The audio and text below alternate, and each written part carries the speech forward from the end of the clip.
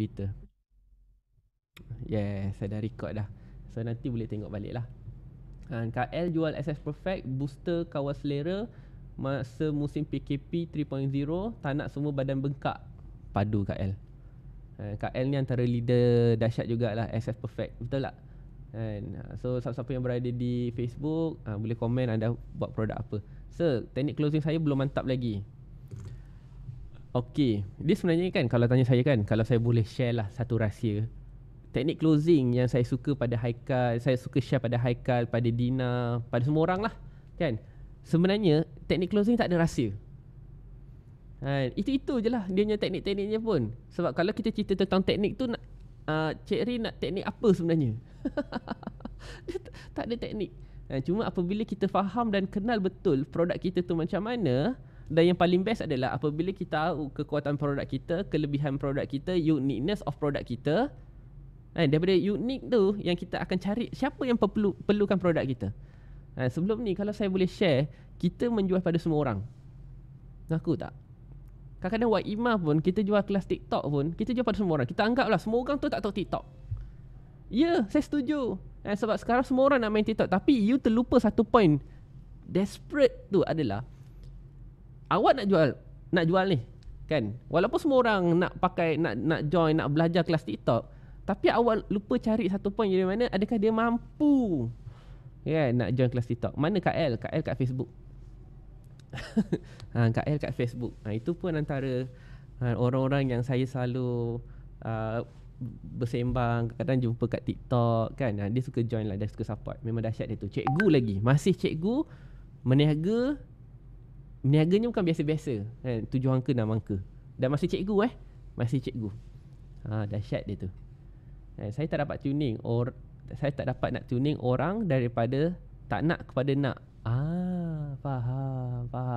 So sebenarnya Cik Rin, kalau boleh lah kan, mindset kita tu kena terbalik kan. Bukannya kita nak cari, nak ubah daripada orang tak nak kepada nak, kita terus nak cari orang yang nak. Kenapa tau? Sebab kalau kita offer pada orang yang tak nak, dia dah block dah. Itu kesilapan kita. Kita offer pada orang yang tak nak. So bila nak ubah dari orang yang kepada tak nak kepada nak, dia ambil masa. Dan kadang-kadang mungkin kita tak spend cukup masa untuk spend educate orang itu jadi nak. Dan kadang-kadang apabila orang tu dah ready nak, kita pula orang itu tidak ingat. Itu je kan. Nak buat macam offer je ramai yang nak join. Tak ada lah kan. Saya kadang-kadang, contohlah kan, macam Haikal ni kan, ini semua muka-muka yang saya sponsor. Maksudnya saya tahu dia ni ada potensi, tapi kadang-kadang saya perlu dia cuba dulu, dan Alhamdulillah saya jumpa orang yang betul. So Alhamdulillah lah, maksudnya walaupun saya sponsor, tapi setiap saya kelas dia ada, dan dapat banyak manfaat. Itu je. Sebab tu kadang-kadang saya pun tak sehebat orang lain pun. Saya pun sama macam orang lain juga kan. Kadang-kadang bila saya offer itu, ada je orang tak nak. Saya anggap macam ni je lah, 10 orang yang saya offer, yang terima cuma 1 kan. Sebab tu bagaimana saya nak, macam kalau you semua orang nampak lah kan, kenapa orang saya offer semua orang nak, sebab orang yang saya offer tu terlalu ramai. Itu je kan. Kalau awak cuma jumpa 10 orang, saya dah jumpa mungkin 1000 dah kan. Kenapa awak masih jumpa 10 orang? Sebab mungkin kita tak, kalau saya boleh komen lah kan, boleh komen ke, ataupun saya boleh share lah apa yang saya nampak kan, kita belum betul-betul berkongsi kan apa yang anda suka dan apa yang anda dapat dalam kelas. Itu je. Ini, dan itu kalau kelas. Tapi kalau untuk produk, you are trying too hard untuk convince orang yang produk kita ni memang padu. You are trying too hard. Maksudnya apa tau? Hari-hari duk cerita pasal kelebihan produk. Sampai bila? Faham tak maksud saya? So kalau boleh, kita tak nak hanya sekadar bercerita pasal produk, tapi sebenarnya lebih daripada tu. Ingat, kalau saya boleh share lah kita punya mukadimah untuk sesi pagi ni adalah sebab pagi ni kita nak bercerita tentang persediaan. You punya preparation, apa nak kena buat ketika lockdown nanti. Dan ramai yang bersembang ataupun ramai yang menyatakan dia bukan hanya sekadar 12 hari, dia akan sambung kan. Dah akan banyak sektor yang tak boleh nak bergerak. Dan insyaAllah lah kita punya e-commerce apa sebutan dia saya lupa, yang online ni masih boleh jalan macam biasa lah Tetapi orang-orang yang kena jumpa orang kan, maksudnya kena buat appointment, masih lagi di apa, di macam mana kata, bisnes biasa lah kan, maksudnya masih belum adapt lagi, you akan struggle lah kan. You akan struggle sebab nanti bila dah dekat rumah dengan anak-anaknya lagi, macam-macamnya lagi, so kadang-kadang kita tak boleh nak adjust. So insyaAllah lah dalam sesi hari ini kita akan banyak bincang tentang bagaimana kita nak perbaiki kita punya social media. Okay, dengan social media tu saja, okay, walaupun tak perlu buat closing one to one, tetap ada orang beli. Best tak macam tu? Tapi kadang-kadang bukannya saya tak nak share tau benda-benda macam ni. Benda ni perlukan komitmen, perlukan hati, soul. Contohlah macam saya, tuan-tuan dan puan, kadang-kadang kenapa nampak je saya selalu buat kelas ataupun saya suka buat live. Bukannya kadang-kadang saya ni banyak masa sangat, tapi bagi saya setiap kali saya buat live, percaya je kat saya lah, pasti saya dapat sale. Itu dari segi saya.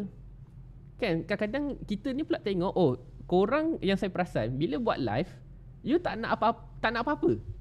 Sayang lah.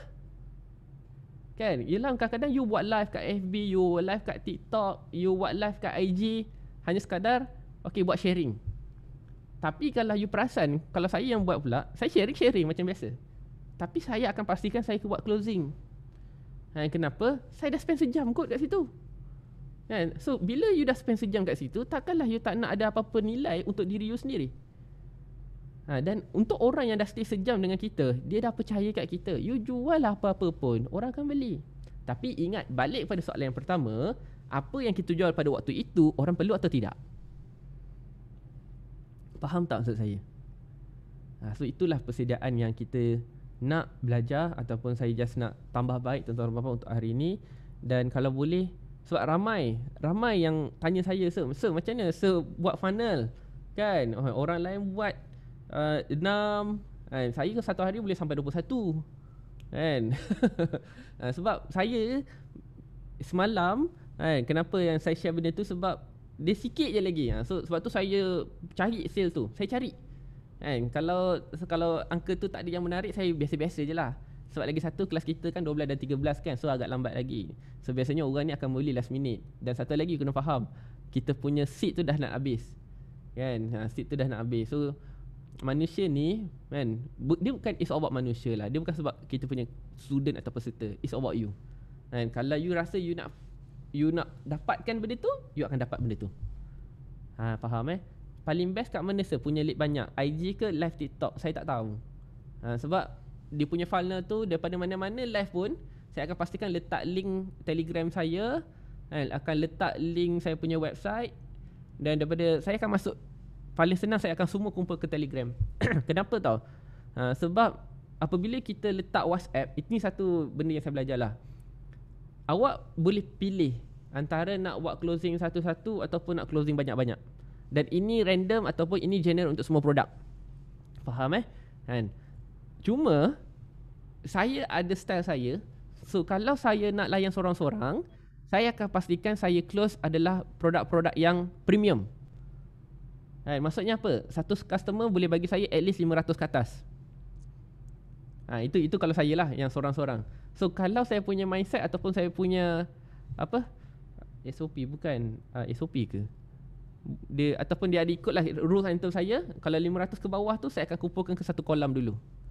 Kenapa? Sebab orang-orang yang bawah 500 ke bawah ini mungkin adalah orang-orang yang masih belum maksudnya dia boleh beli, dia boleh bayar, cuma belum percaya.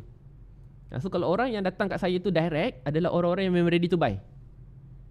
Maksudnya memang nak buat training, nak buat kelas, yang memang datang, okay Sir, saya nak buat training, tim saya 100 orang, okay berapa harganya? Saya bagi proposal, close. Ada. Dan ada juga kadang-kadang ada 2-3 orang yang datang kat saya, Sir saya plan nak buat training, saya bagi proposal, ada juga yang blue tick. Yang ada juga kata, okay tak apa, saya cek tarikh. Tapi amount yang saya offer itu adalah amount yang bukan 500 ke bawah lah. Itu style saya. Sebab saya pun percaya kadang-kadang kita kena menghargai masa kita. So spend well dan cari orang yang betul lah, insyaAllah. So adakah saya tidak melayan geng-geng yang untung RM20, RM16? Tidak. Saya sebenarnya dapat customer yang premium daripada yang RM50 tu lah. Kan? Kenapa? Sebab bila saya offer yang RM50, anak timnya join, so anak timnya akan cerita, leadernya akan nampak. So itu nak ada funnel pula. Kan? Ada pula kalau contoh memang saya dah kenal leader tersebut, saya tak lalu bawah, saya terus ke leadernya. Kan? Ada. So it depend on your circle. Sebab tu apa-apa pun yang kita buat adalah tengok balik kepada circle kita. Tuan-tuan dan puan-puan, jangan bandingkan tuan-tuan dengan saya. Saya dah buat sale ni dah 5 tahun. Saya dah bernetworking ni 5 tahun. Saya dah buat sharing kat Facebook ni dah 5 tahun. So mungkin kita ni baru nak start. Kan? Tuan-tuan muda lagi, 23, 24, 25. So don't worry, trust your system ataupun trust your process. Tapi apa yang saya nak adalah, you nampak dah saya ada result. Kan? Buat je. Kadang-kadang kita ni masih berfikir, so saya tak pandai sharing lah. Okay, pandai cakap tak? Dah. Kalau takut buat live, buat video. Betul tak? Tapi tak tahulah nak buat video. Ada handphone? Ada. Settle. Ambil handphone dan rakam. Malulah letak muka. Ambil gambar pokok, letak subtitle. Apa lagi kau nak bagi alasan kat aku? Kan? Antara nak atau tidak je. Kan? Kita kadang-kadang tuan-tuan, kita duduk sembang, nak seal tu kan. Kalau saya tanyalah semua orang ni yang baru-baru ni nak seal berapa sebulan tau? Paling sikit RM10,000. Kan? Semua orang kata, so saya nak buat RM10,000. Kan? Ada yang nak buat RM20,000, tunjuk 2, 4. Semua nak RM10,000. Tapi awak tahu tak, kan, apa effort proses pengembangan yang diperlukan untuk buat RM10,000 tu? Kan, awak ingat buat RM10,000 ni posting sekali, dahsyat. Jual rumah, jual kereta. Kan? Kadang-kadang itu yang kita kena faham lah. Kan? Bagi saya suka tekan pada semua orang. Kan? Business is all about numbers. Ingat tolong catat. Business is all about numbers. Apa maksud dia? Saya belajar perkataan ni daripada cikgu saya, nama dia Abang Rafi. Itu dia dahsyat, kan? Business is all about numbers. Okay. Business is all about numbers. Sebab tu accounting penting, finance penting, target penting, package penting. Sebab tu business seronok. Sebab dia tidak dipengaruhi dengan apa-apa. Kan? So kalau you ada target, kenapa tak capai? Itu drama. So selain numbers kan, semua adalah drama. Okay. Selain daripada itu, kan, selain numbers ataupun beside numbers, kan, it's all about drama. Business is all about numbers. Apa masa nak cakap selain daripada tu? Takkan bahasa Melayu pula kan? Atau business is all about numbers. Bahasa mudah lah saya nak share dengan korang kan. Kadang-kadang bahasa Inggeris pun kelawak juga. Selain pada angka, kata macam tak sempat lah, alasan lah, sakit lah, itu drama. So sebab tu kadang-kadang kan tuan-tuan dan puan, apabila you berniaga ni, dan lagi apabila you dah berjanji, kan, kalau kena merangkak lah. Yang penting tunjukkan muka anda, show up. Itu bisnes. Faham tak? Sebab tu kadang-kadang orang bisnes ni adalah orang-orang yang memang tegar, bukannya orang-orang biasa. Faham dah? Dan insyaAllah dalam 2-3 hari lagi, okay, kita dah nak kena lockdown. Dan bagi saya lockdown kali ni kita mas dah prepare lah. Faham So jangan nak menggelabah sangat. So kalau memang kena rehat je. So alang-alang kita nak kena rehat, kan, memang tak boleh nak berniaga. Sebab ada bisnes yang tak boleh nak beroperasi. Betul tak? Kan, kadang-kadang kita harap lah produk tuan-tuan dan puan-puan semua stok tidak terputus, masih menjual dengan baik. Sebab PKP yang pertama tu kita tak boleh buat sale, bukan sebab tak boleh menjual cuma stok tak ada. Itu isu atau PKP yang pertama. So kita harap untuk kali ni, walaupun kena total lockdown, tapi Alhamdulillah semoga bukan kilang lah, maksudnya macam mana pun produk tu ada lagi, stok ada tu. Mungkin HQ dah buat prepare awal ke, memang dah ada stok banyak ke, dan persediaan untuk 1 bulan ni InsyaAllah kita boleh menjual dengan biasa. Faham Alright, so kalau dah habis, dah habis, nak buat macam mana? Kalau kilang tak boleh beroperasi, ya kita kena terima hakikat dan jual lah apa yang ada. So memang dah tak boleh buat bisnes, maksudnya kalau dah tak boleh buat sale, apa nak kena buat? Faham So itu yang kita akan belajar pada hari ini. So semua orang dah ready ke? Boleh ke? So kalau semua dah ready, terima kasih, tolong komen ready. Dan insyaAllah kita akan mula. Panjang pula mukadimah hari ni Faham sir, terima kasih. So kita just nak minta tuan-tuan dan puan-puan untuk tenangkan diri, kan? Sebab kelas saya ni jangan stres. Kalau anda stres, dengan aku pun stres. Kenapa saya stres? Sebab apa yang aku buat sampai kau stres? Bermain-main dalam kepira saya kan. Kalau nak cakap macam biasalah kan. Kenapa sentap sangat ni? Oh rupanya dia yang begitu. Tak apa. Sebab tu kadang-kadang saya yakin dan percaya semua orang yang ada dalam sesi Zoom ataupun yang di Facebook Live adalah orang-orang yang dipilih. Itu yang selalu saya sebut. Kenapa tahu? Saya sentiasa doa Allah akan hantar orang-orang yang betul-betul nak belajar. So kalau sikit-sikit lah. Kalau ramai-ramai lah. Faham InsyaAllah. So untuk lebih memberkati sesi kita pada pagi ini, apa kata kalau kita mulakan dengan Ummul Kitab Al-Fatihah. Bismillah. A'udzu billahi minasy syaithanir rajim.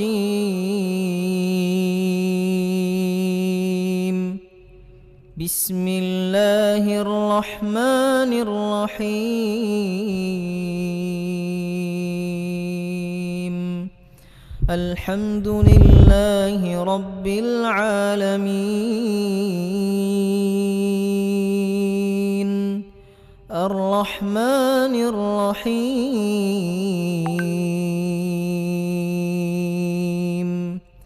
Maliki yaumiddin.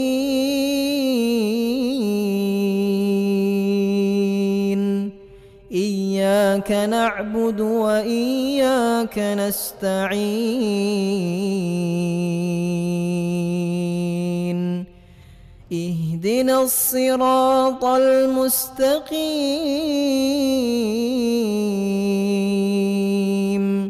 صراط الذين أنعمت عليهم غير المغضوب عليهم ولا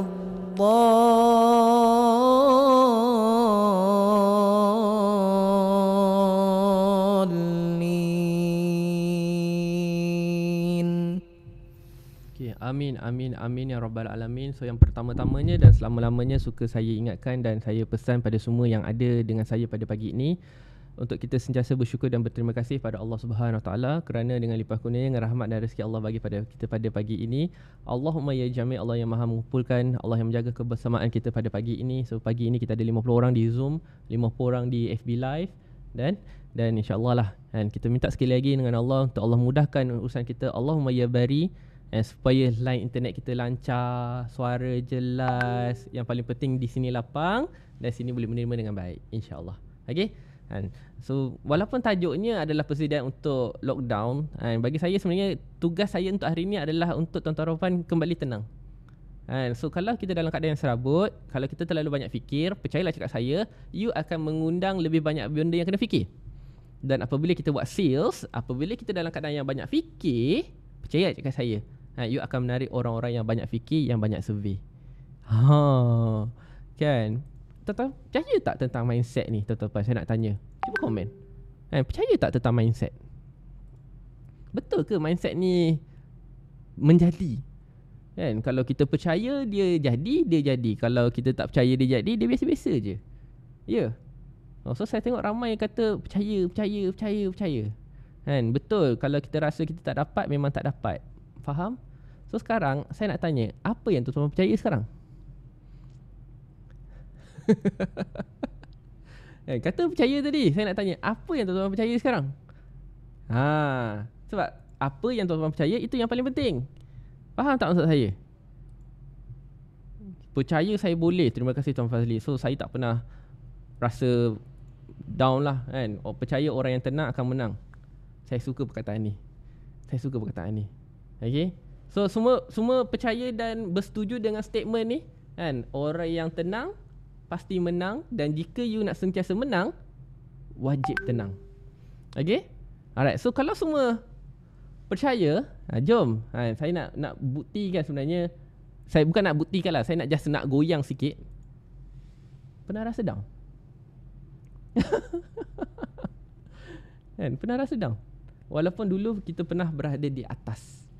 Bukannya tak pernah kalau orang yang tak pernah berada di atas, kalau down itu biasa. Tetapi kalau orang yang pernah berada di atas, pernah buat 6 angka, pernah buat 7 angka, buat 10 angka, pernah rasa down? Dan bayangkanlah kan, tim kita dulu beratus orang, 1000 orang, diuji dengan Allah habis. Kan? Tuan Abdul Rahman, betul sir, dulu sales tinggi, sekarang dah drop. Kan? Cuk ngaku je tak apa. Sebab sesi pagi ni, tugas saya nak perbetulkan dulu. Bukan nak perbetulkan lah, kita nak buat sharing. Saya nak dengar luahan perasaan tuan-tuan dan puan-puan, bukan hanya sekadar luas, tapi apabila kita berkongsi, kan, you akan dapat input yang baru. Dan saya sangat percaya sebab hati dan mindset adalah persediaan yang paling penting untuk menghadapi lockdown. So kalau you menempuh lockdown dalam keadaan yang gundah gulana, macam manalah sale aku macam ni, dah lah sale tak banyak, nak buat bisnes macam mana, you akan start dengan serabut. Dan apabila you start dengan serabut, saya percayalah 12 hari tu will be miserable. Speak it London. Okay sir. So insyaAllah, so kita nak masuk 12 hari lockdown itu dengan penuh rasa bahagia, penuh rasa lapang, sebab kita yakin dan percaya rezeki tu tidak akan pernah salah alamat. Tetapi jangan mula kita sebut pasal rezeki, tapi kalau kita tak buat apa-apa, kita masuk redor-redor gitu je masuk lockdown, tak nak. So kita nak kena prepare daripada sekarang. Apa nak kena buat, susun 12 hari masuk je lockdown. Pagi nak kena buat apa, waktu nak kena apa, nak kena buat apa. Sebab waktu you mungkin yang tak boleh nak berniaga macam biasa ni pasti akan lebih banyak. So isilah waktu-waktu itu dengan keywordnya untuk pagi ini adalah untuk upgrade diri you. Maksud diri tu maksudnya mana? Tambah skill ke, kan, ataupun perbaiki. Paling senang kan, pergi check balik database yang lama, and follow up seorang-seorang. Sebab walaupunlah kita follower kita ramai kat social media, dia tidak akan mampu boleh mengalahkan orang yang kita touch secara personal. Itu beza saya dengan tuan-tuan dan puan-puan. Kalau contohlah tuan-tuan dan puan, okay, buat posting, masuk ke group yang ramai orang, tarik orang, tetapi you tak pernah engage. You engage kali pertama tu je. Contoh, kita buat iklan FBS, customer nampak kita punya iklan, mungkin sebab iklan kita sangat bagus, dia terus klik PM. Betul? Tapi customer yang bagus ataupun customer yang terus PM dan beli tu adalah customer yang tengok iklan kita ni banyak kali. Kan? Dan berapa kali customer tu nak kena tengok iklan kita, kita punya sharing, kita punya live, kita punya video untuk satu orang adalah 6 kali. Minimum. So kalau kita tak pernah konsisten buat sharing, macam mana orang yang sama tu nak tengok kita punya content, kan, kita punya sharing lebih daripada 6 kali? Pehek tak ni? Faham sebab tu kadang-kadang ambillah masa untuk lockdown ni, perbaiki kita punya social media. Jadikan social media kita ni adalah dia punya resume, kan? Kita punya resume. Dan yang paling best, kita upgrade lagi kita punya social media ni menjadi kita punya gudang konten. So orang datang ke follow kita punya profile, tak kisahlah FB ke, IG ke, TikTok ke. So dia datang disebabkan satu video doa yang viral, tetapi dia stay sebab ilmu-ilmu yang dia dapat. Sebab kalau lagi kat TikTok, saya suka kenapa kat TikTok ni, dia nampak kita punya video viral. Macam kalau kat classmate saya, ada sahabat saya tu dia viral dengan ikan laut dalam, 1.5 juta viewsnya. So orang semua duk follow dia sebab ikan. So kalau kita ada konten yang menarik, dia akan stay follow. Sebab apa? Bila dia dah like, dia akan nampak lagi video kita, dia akan nampak lagi video kita, dia akan nampak lagi video kita. Faham tak? So kalau dia dah masuk, dia dah like, tapi bila TikTok tolak video-video kita pada yang baru tu, dan mereka tidak like, hanya sekadar swipe up saja ataupun next, sayang lah. Faham ke faham ni? Alright. So tuan-tuan dan puan-puan, untuk kita bercerita tentang rasa down, dan mungkin ada yang sedang agak gundah gulana ni, boleh tak kalau saya nak share satu video, kan, di mana kita boleh belajar dari video ini bagaimana dari seekor burung helang. Burung helang. Kenal tak burung helang ni? Burung yang mana? Punya dah lama tak keluar rumah, burung helang pun tak tahu Nanti tolong google sikit burung helang. Burung helang ni besar. Okey, kepaknya besar, handsome, kan, menjadi maskot banyak kampung-kampung dia besar. Dan kalau kita belajar tentang eagle, okey, eagle ni dia tak ada siapa yang berada di atas eagle. Setuju dengan saya? Kan, kukunya paling besar, paruhnya paling tajam dan paling kuat dan terbang paling tinggi. Kan? Tapi ingat, helang yang terbang tinggi tu, okey, helang yang terbang tinggi tu, apabila dia berada di atas, dia ramai-ramai ke seorang-seorang? Dia seekor ke berkelompok ke atas tu? Biasanya dia seorang-seorang. Sebab tu kadang-kadang dia seekor-seekor kat atas tu kan. Betul lah, seorang ke seekor ke, tapi you bayangkanlah kan, dia will be alone atas tu. So kat sini, apa yang saya nak sampaikan, apabila you sedang mendaki puncak kejayaan tu, kan, anda akan seorang, you akan bersendirian. Takkan ramai yang ada bersama kita masa tu, dan orang yang dekat saja dan dengan Allah. Faham so bila dia jatuh, ataupun pasti diuji. So kita akan belajar macam mana seekor burung helang ni diuji. Lepas tu dia down dan dia bangkit balik. Boleh ke boleh? Alright, so kalau semua dah ready, yang di Facebook tolong komen ready, dan yang di Zoom tolong komen ready. Dan insyaAllah, okay, ambil masa lebih kurang 3 minit untuk tengok video ni elok-elok, dan saya nak you catat apa yang you belajar, dan selepas tu share dengan saya. Okay? Alright, go. Alright, so bismillahirrahmanirrahim. Jom. Elang merupakan jenis unggas yang mempunyai umur paling panjang di dunia. Umurnya dapat mencapai 70 tahun. Akan tetapi, untuk mencapai umur yang sepanjang itu, seekor elang harus membuat suatu keputusan yang sangat berat pada umurnya yang ke-40. Ketika elang berumur 40 tahun, cakarnya mulai menua, paruhnya menjadi panjang dan membengkok hingga hampir menyentuh dadanya. Sayapnya pun menjadi sangat berat karena bulunya telah tumbuh lebat dan tebal, sehingga sangat menyulitkan sewaktu ia ingin terbang.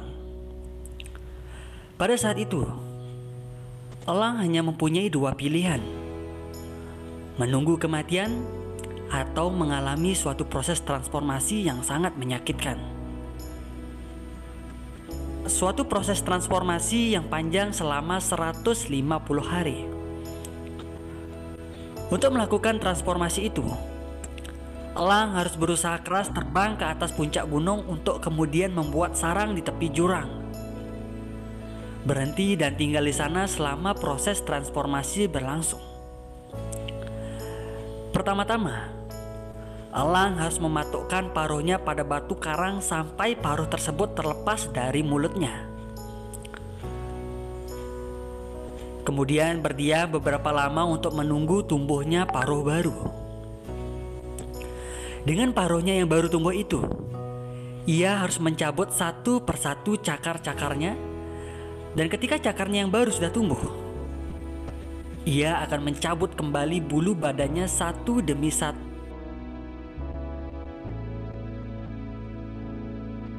Suatu proses yang panjang dan menyakitkan. Akan tetapi 5 bulan kemudian, ketika bulu-bulu elang tersebut sudah mulai tumbuh, elang mulai dapat terbang kembali. Dengan paruh dan cakar baru, elang tersebut mulai menjalani 30 tahun kehidupan barunya dengan penuh energi. Sahabatku yang budiman, dalam kehidupan kita ini, kadang kita juga harus melakukan suatu keputusan yang sangat berat untuk memulai. Suatu proses yang berat untuk memulai suatu proses pembaruan. Kita harus berani dan mau membuang semua kebiasaan lama yang mengikat. Meskipun kebiasaan lama itu adalah sesuatu yang menyenangkan dan mengenakkan. Kita juga harus rela meninggalkan perilaku lama kita agar kita dapat mulai terbang dan menggapai tujuan yang lebih baik di masa yang akan datang. Kita juga harus rela meninggalkan perilaku lama kita agar kita dapat mulai terbang lagi menggapai tujuan yang lebih baik di masa yang akan datang. Hanya bila kita bersedia melepaskan beban lama, membuka diri untuk belajar hal-hal yang baru, kita baru mempunyai kesempatan untuk mengembangkan kemampuan kita yang terpendam, mengasah keahlian baru, dan menatap masa depan dengan penuh keyakinan. Halangan terbesar untuk berubah terletak di dalam diri, dan Andalah sang penguasa atas diri Anda. Jangan biarkan masa lalu menumpulkan asa dan melayukan semangat kita, karena Anda adalah elang-elang itu. Perubahan itu pasti terjadi, maka dari itu mulailah untuk berubah.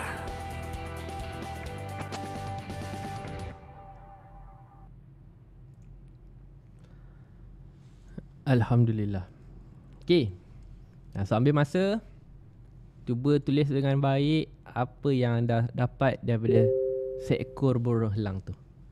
Simple, tapi bagi saya sangat deep lah. Dan saya rasa memang kenalah dengan situasi kejap lagi ni, kan? Sebab kadang-kadang bila ada perubahan, benda yang kita tak boleh nak control, kita akan serabut, kan? Lagi-lagi bila cerita pasal sales, kan? Nurul Zaizuliani tak putus asa. Tuan Abdul Rahman berubah untuk masa depan. Wow, thank you. Lagi, ambil masa untuk perbaiki diri dan bangkit. Sesuaikan diri, ubah attitude. Terima kasih Fahana.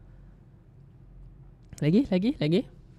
Kan? So kalau kita boleh tengok, kan, sambil-sambil tuan share dengan saya apa yang you belajar daripada seekor burung elang ni, kan, hebatnya seekor burung elang ni.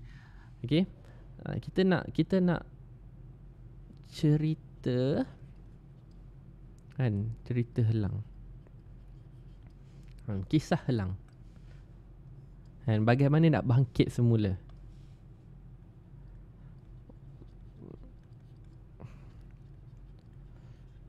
Dan by the way, ini bukan kelas motivasi semata-mata. Cuma saya nak you perbetulkan balik you punya mindset, hati you. Sebab kalau benda ni you tak settle, you akan susah dan struggle. Faham Alright, nak berubah jadi lebih baik. Sekejap. Nak berubah jadi lebih baik, kena bersusah dahulu, sakit dahulu, dan kita akan jadi lebih baik. Wow, dahsyat. Itu yang saya nak.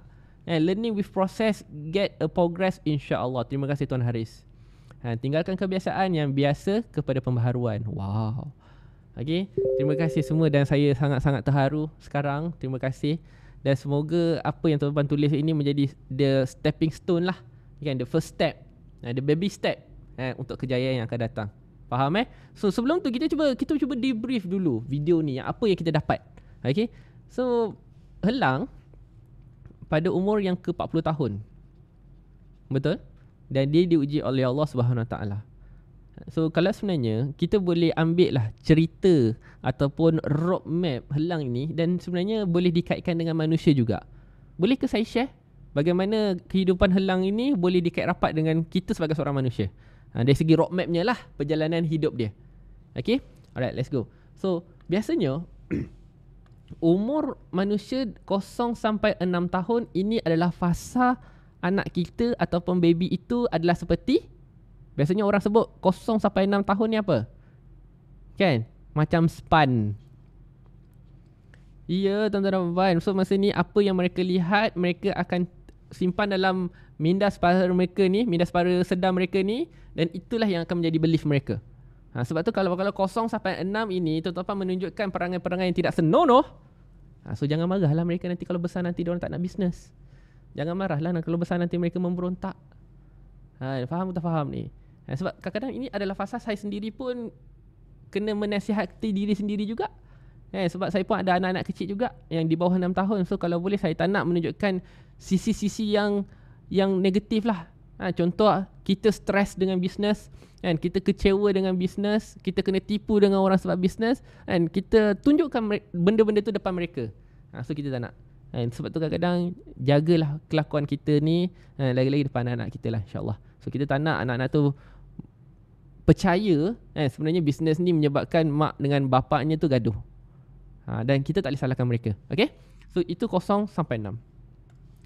Okay, biasanya umur 7 sampai ke 20 ataupun dapat 19 tahun, ini adalah fasa kita ataupun anak-anak kita ni sedang mencari jati diri,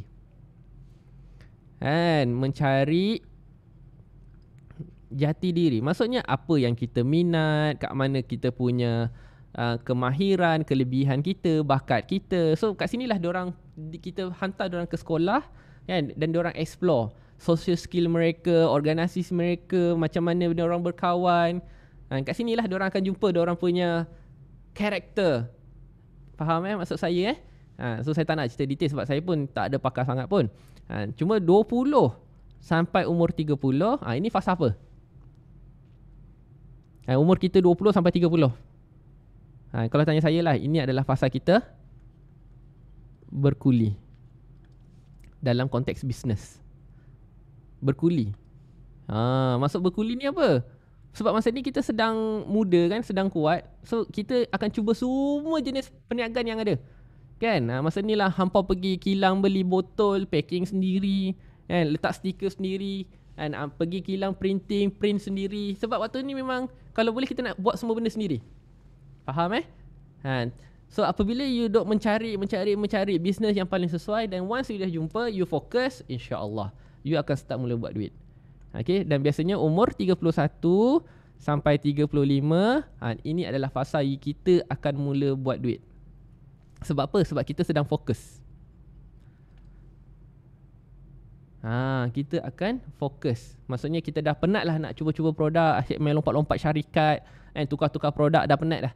So 31 you start fokus, mungkin dia akan start mula sedar 28, 29, 30. Dia pilih satu produk buat betul-betul. 31 sampai 35 dia mula buat duit. Faham 35 sampai 40, ini adalah fasa mereka paling top.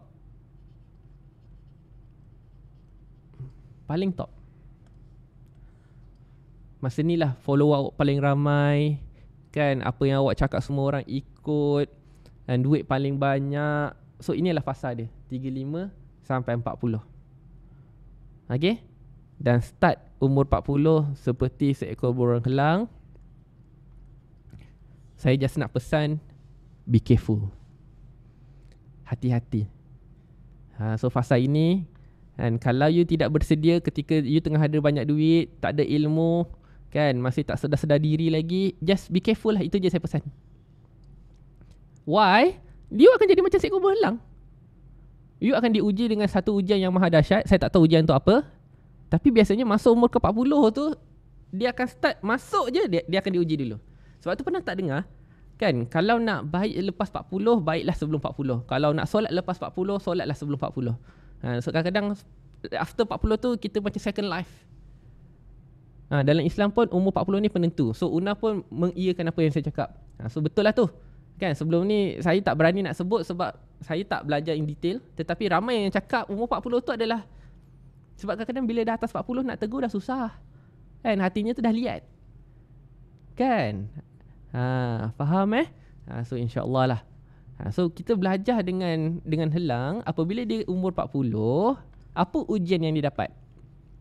Yang pertama, kan, bulunya tebal. Betul. Yang kedua, kukunya melengkung.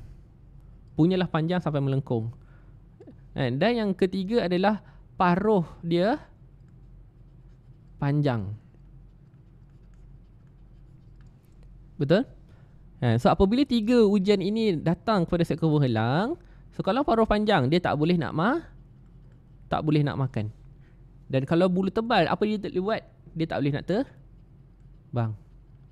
Dan kalau dia kata kukunya melengkung, kuku nak tangkap tu melengkung, dia tak boleh nak tangkap. Dia tak boleh nak tangkap mangsa dia. So kat sini, you akan sampai satu jalan, dia ada 2 cabang. Okay, dia ada 2 cabang. So you kena buat decision, kena buat keputusan. Satu, you nak stay. Kenapa you stay? Sebab you selesa dan cukuplah. Pasrah. Bukan redha ini pasrah. Kan? Ataupun yang kedua, apa you kena buat adalah you nak bangkit.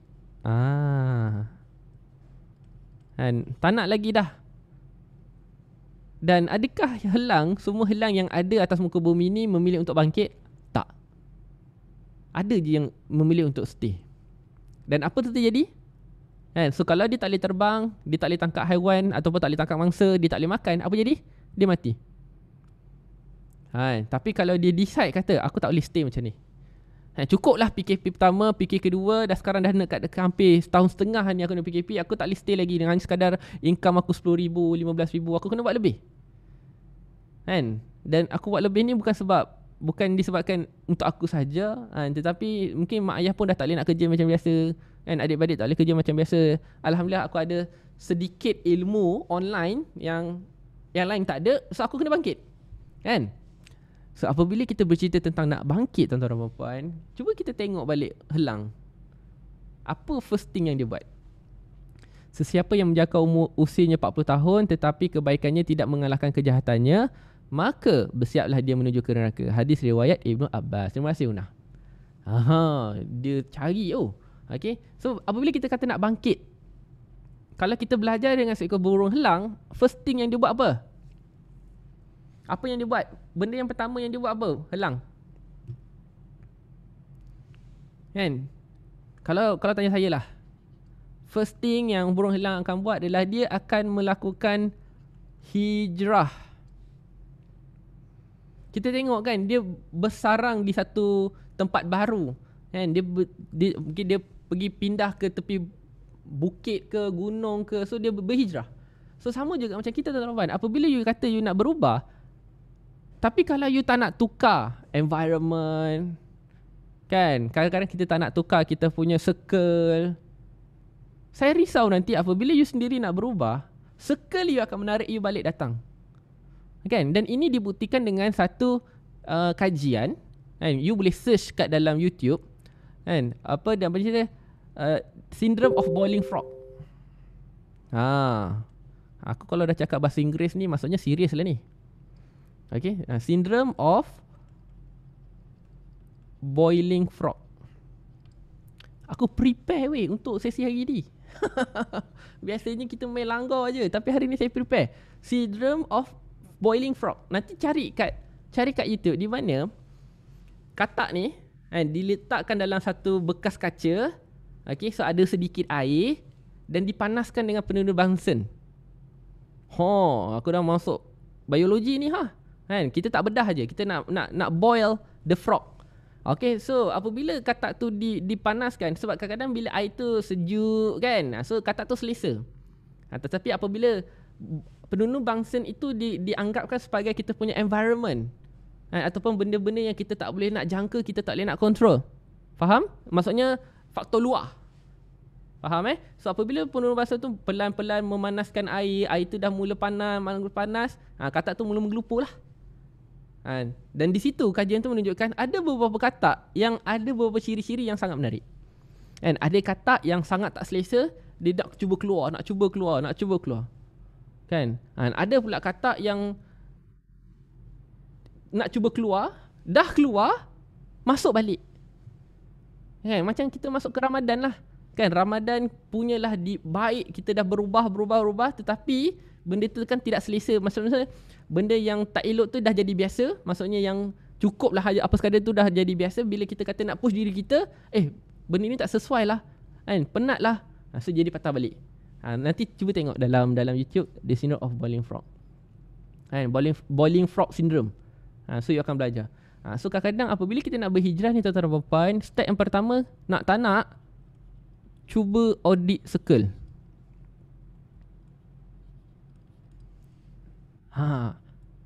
Audit circle ni very simple. Awak tengok Facebook awak, okay, siapa-siapa yang meroyan tentang lockdown, kan, pasal itulah, pasal inilah, okay, maksudnya meroyan tu dari segi yang tidak menambahkan value. Maksudnya dok macam awak dok marah-marah tapi tak beri solution. Itu adalah orang-orang yang awak boleh audit dah siap-siap. Sebab kalau boleh, kita tak nak kita punya Facebook ni akan dicemari. Sebab kita nak pasal nak berubah ni. Kadang-kadang bila kita nak berubah, ternampak kembali balik pasal asal. So kalau boleh perbaiki dari segi situ, okay? InsyaAllah. Okay, yang kedua, tolong kita ubah environment. Maksudnya apa? Tempat kita buat sale, meja kita buat sale, kan? Ubahlah. Dinding tempat kita buat sale tu cat lah baru. Kan? Faham tak maksud saya? So kalau contohlah kan, kita suka buat video main tunjuk kat TikTok. Kan? Apa kata kali ni kita buat subtitle pula, cakap ke, kan? VO ke, kalau malu, maksudnya ubah.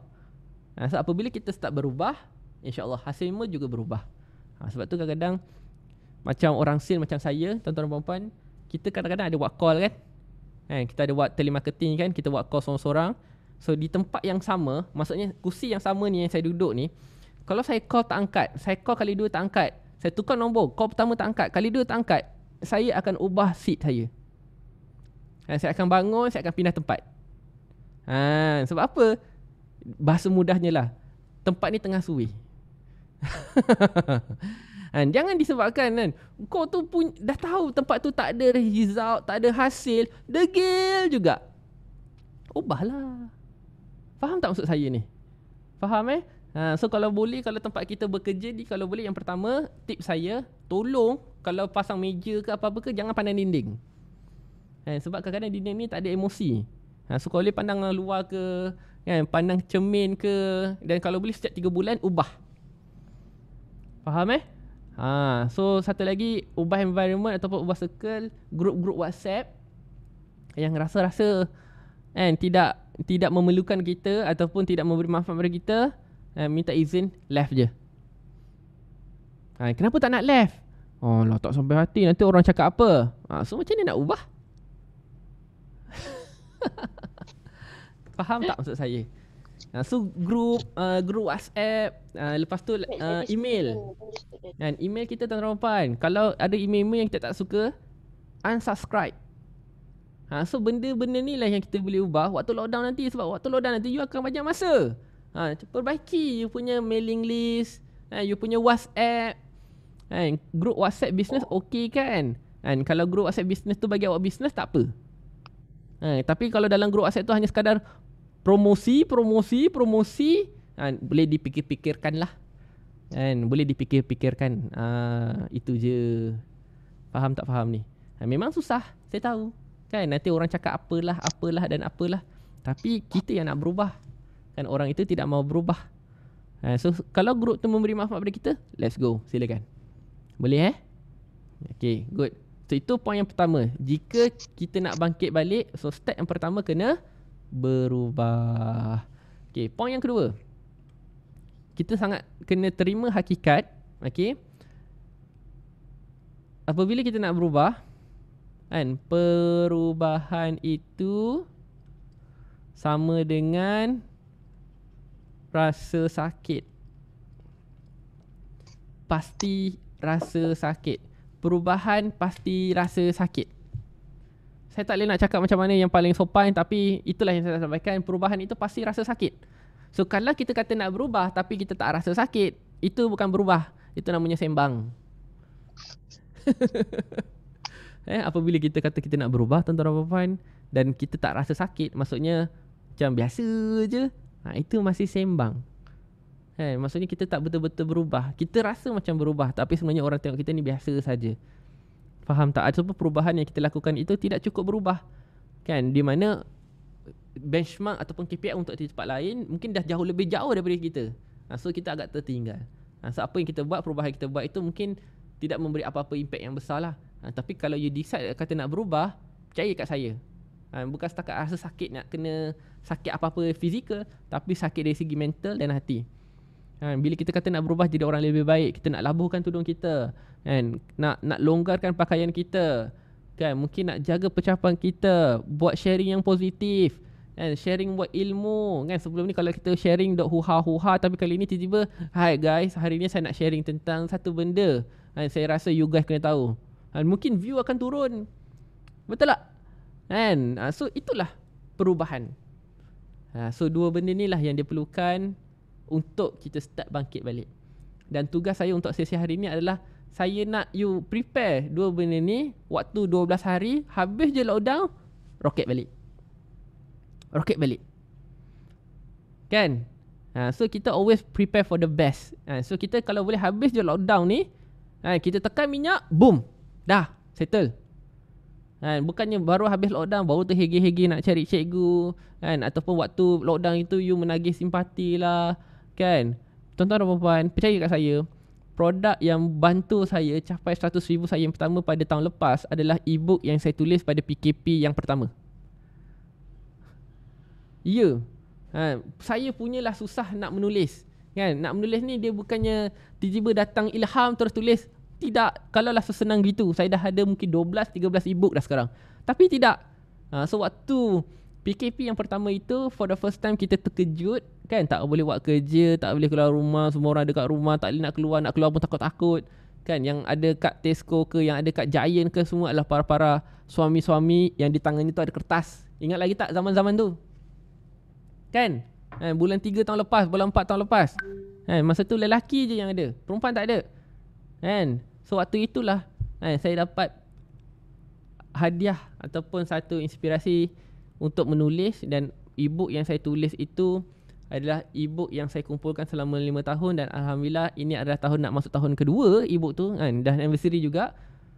Banyak jugalah saya dapat rezeki yang saya dapat. Dan saya kenal ramai orang yang hebat-hebat melalui e-book itulah kan. So jadikanlah PKP kita yang kedua ini seperti macam, kita anggaplah macam bulan ataupun minggu untuk kita ni betul-betul disconnect and to reconnect balik. Jangan biarkan waktu lockdown nanti adalah waktu kita just leha-leha kan, macam tak ada apa-apa kan. Kali ni mungkin bantuan dah tak sebanyak dulu, betul tak? Memorium untuk sewa-sewa mungkin masih jalan macam biasa. So untuk waktu lockdown ini, saya nak you audit balik circle. Kalau kita baru perasan aku tak ada circle yang membantulah untuk backup aku ataupun untuk support aku, pergi cari circle tersebut. Faham ke faham ni? Okay? Dan ini bukan hanya sekadar untuk orang bisnes untuk suri rumah, mental health you paling penting kan. Cari circle-circle. Contoh yang saya boleh recommend untuk you kembali balik lah, macam circle yang Minika kan. Dengan banyaklah orang-orang yang bagus dalam tu. Sahabat saya Tuan Syed Gaddafi pun ada dalam tu. Ramai yang boleh akan tolong circle Seed for Future, banyaklah, don't worry. Okay? So pilihan di tangan tuan-tuan dan perempuan. Pilihlah nak masuk dalam circle yang mana. Yang penting circle tersebut kena dan selari dengan apa yang you nak. Boleh ke boleh? Alright, so far semua faham tak apa yang saya buat sharing untuk sesi ni tentang helang? So saya tak nak lagi you guys pening-pening lagi kepala. Down itu biasa, tapi kalau boleh jangan down lama-lama lah. Okay, jangan down lama-lama. Okay, alright, so ada soalan nak tanya? Alhamdulillah, terima kasih semua. So untuk sesi half time yang kedua ini, barulah saya nak masuk bahagian sedikit lah tentang bisnes, iaitu bagaimana kita nak mencari customer-customer yang ready to buy ataupun macam mana kita nak dapatkan customer yang tidak hanya sekadar tanya harga. Dan saya akan share lah tuan-tuan dan puan, kenapa kalau kita buat headline macam ni dapat orang yang macam ni, kalau kita buat headline macam ni dapat orang yang macam ni. Boleh untuk kita cover tajuk yang macam tu. Sebab sesi dengan saya ni memang setiap hari Ahad. So kita tak naklah ulang benda-benda yang sama. Dan saya rasa untuk konten tu ataupun tajuk konten kita ataupun apa yang kita tulis pada headline itu akan memberi impact pada siapa customer yang kita akan jemput datang ke kita. Faham Alright. Okay. Sebelum tu ada soalan tak nak tanya? Tak kisah, saya open Q&A dulu. Tanyalah soalan apa-apa dulu sebelum saya masuk yang kedua ni. Nak tanya apa-apa tak? Tanya je, don't worry, saya akan jawab. Let's go, tanya je.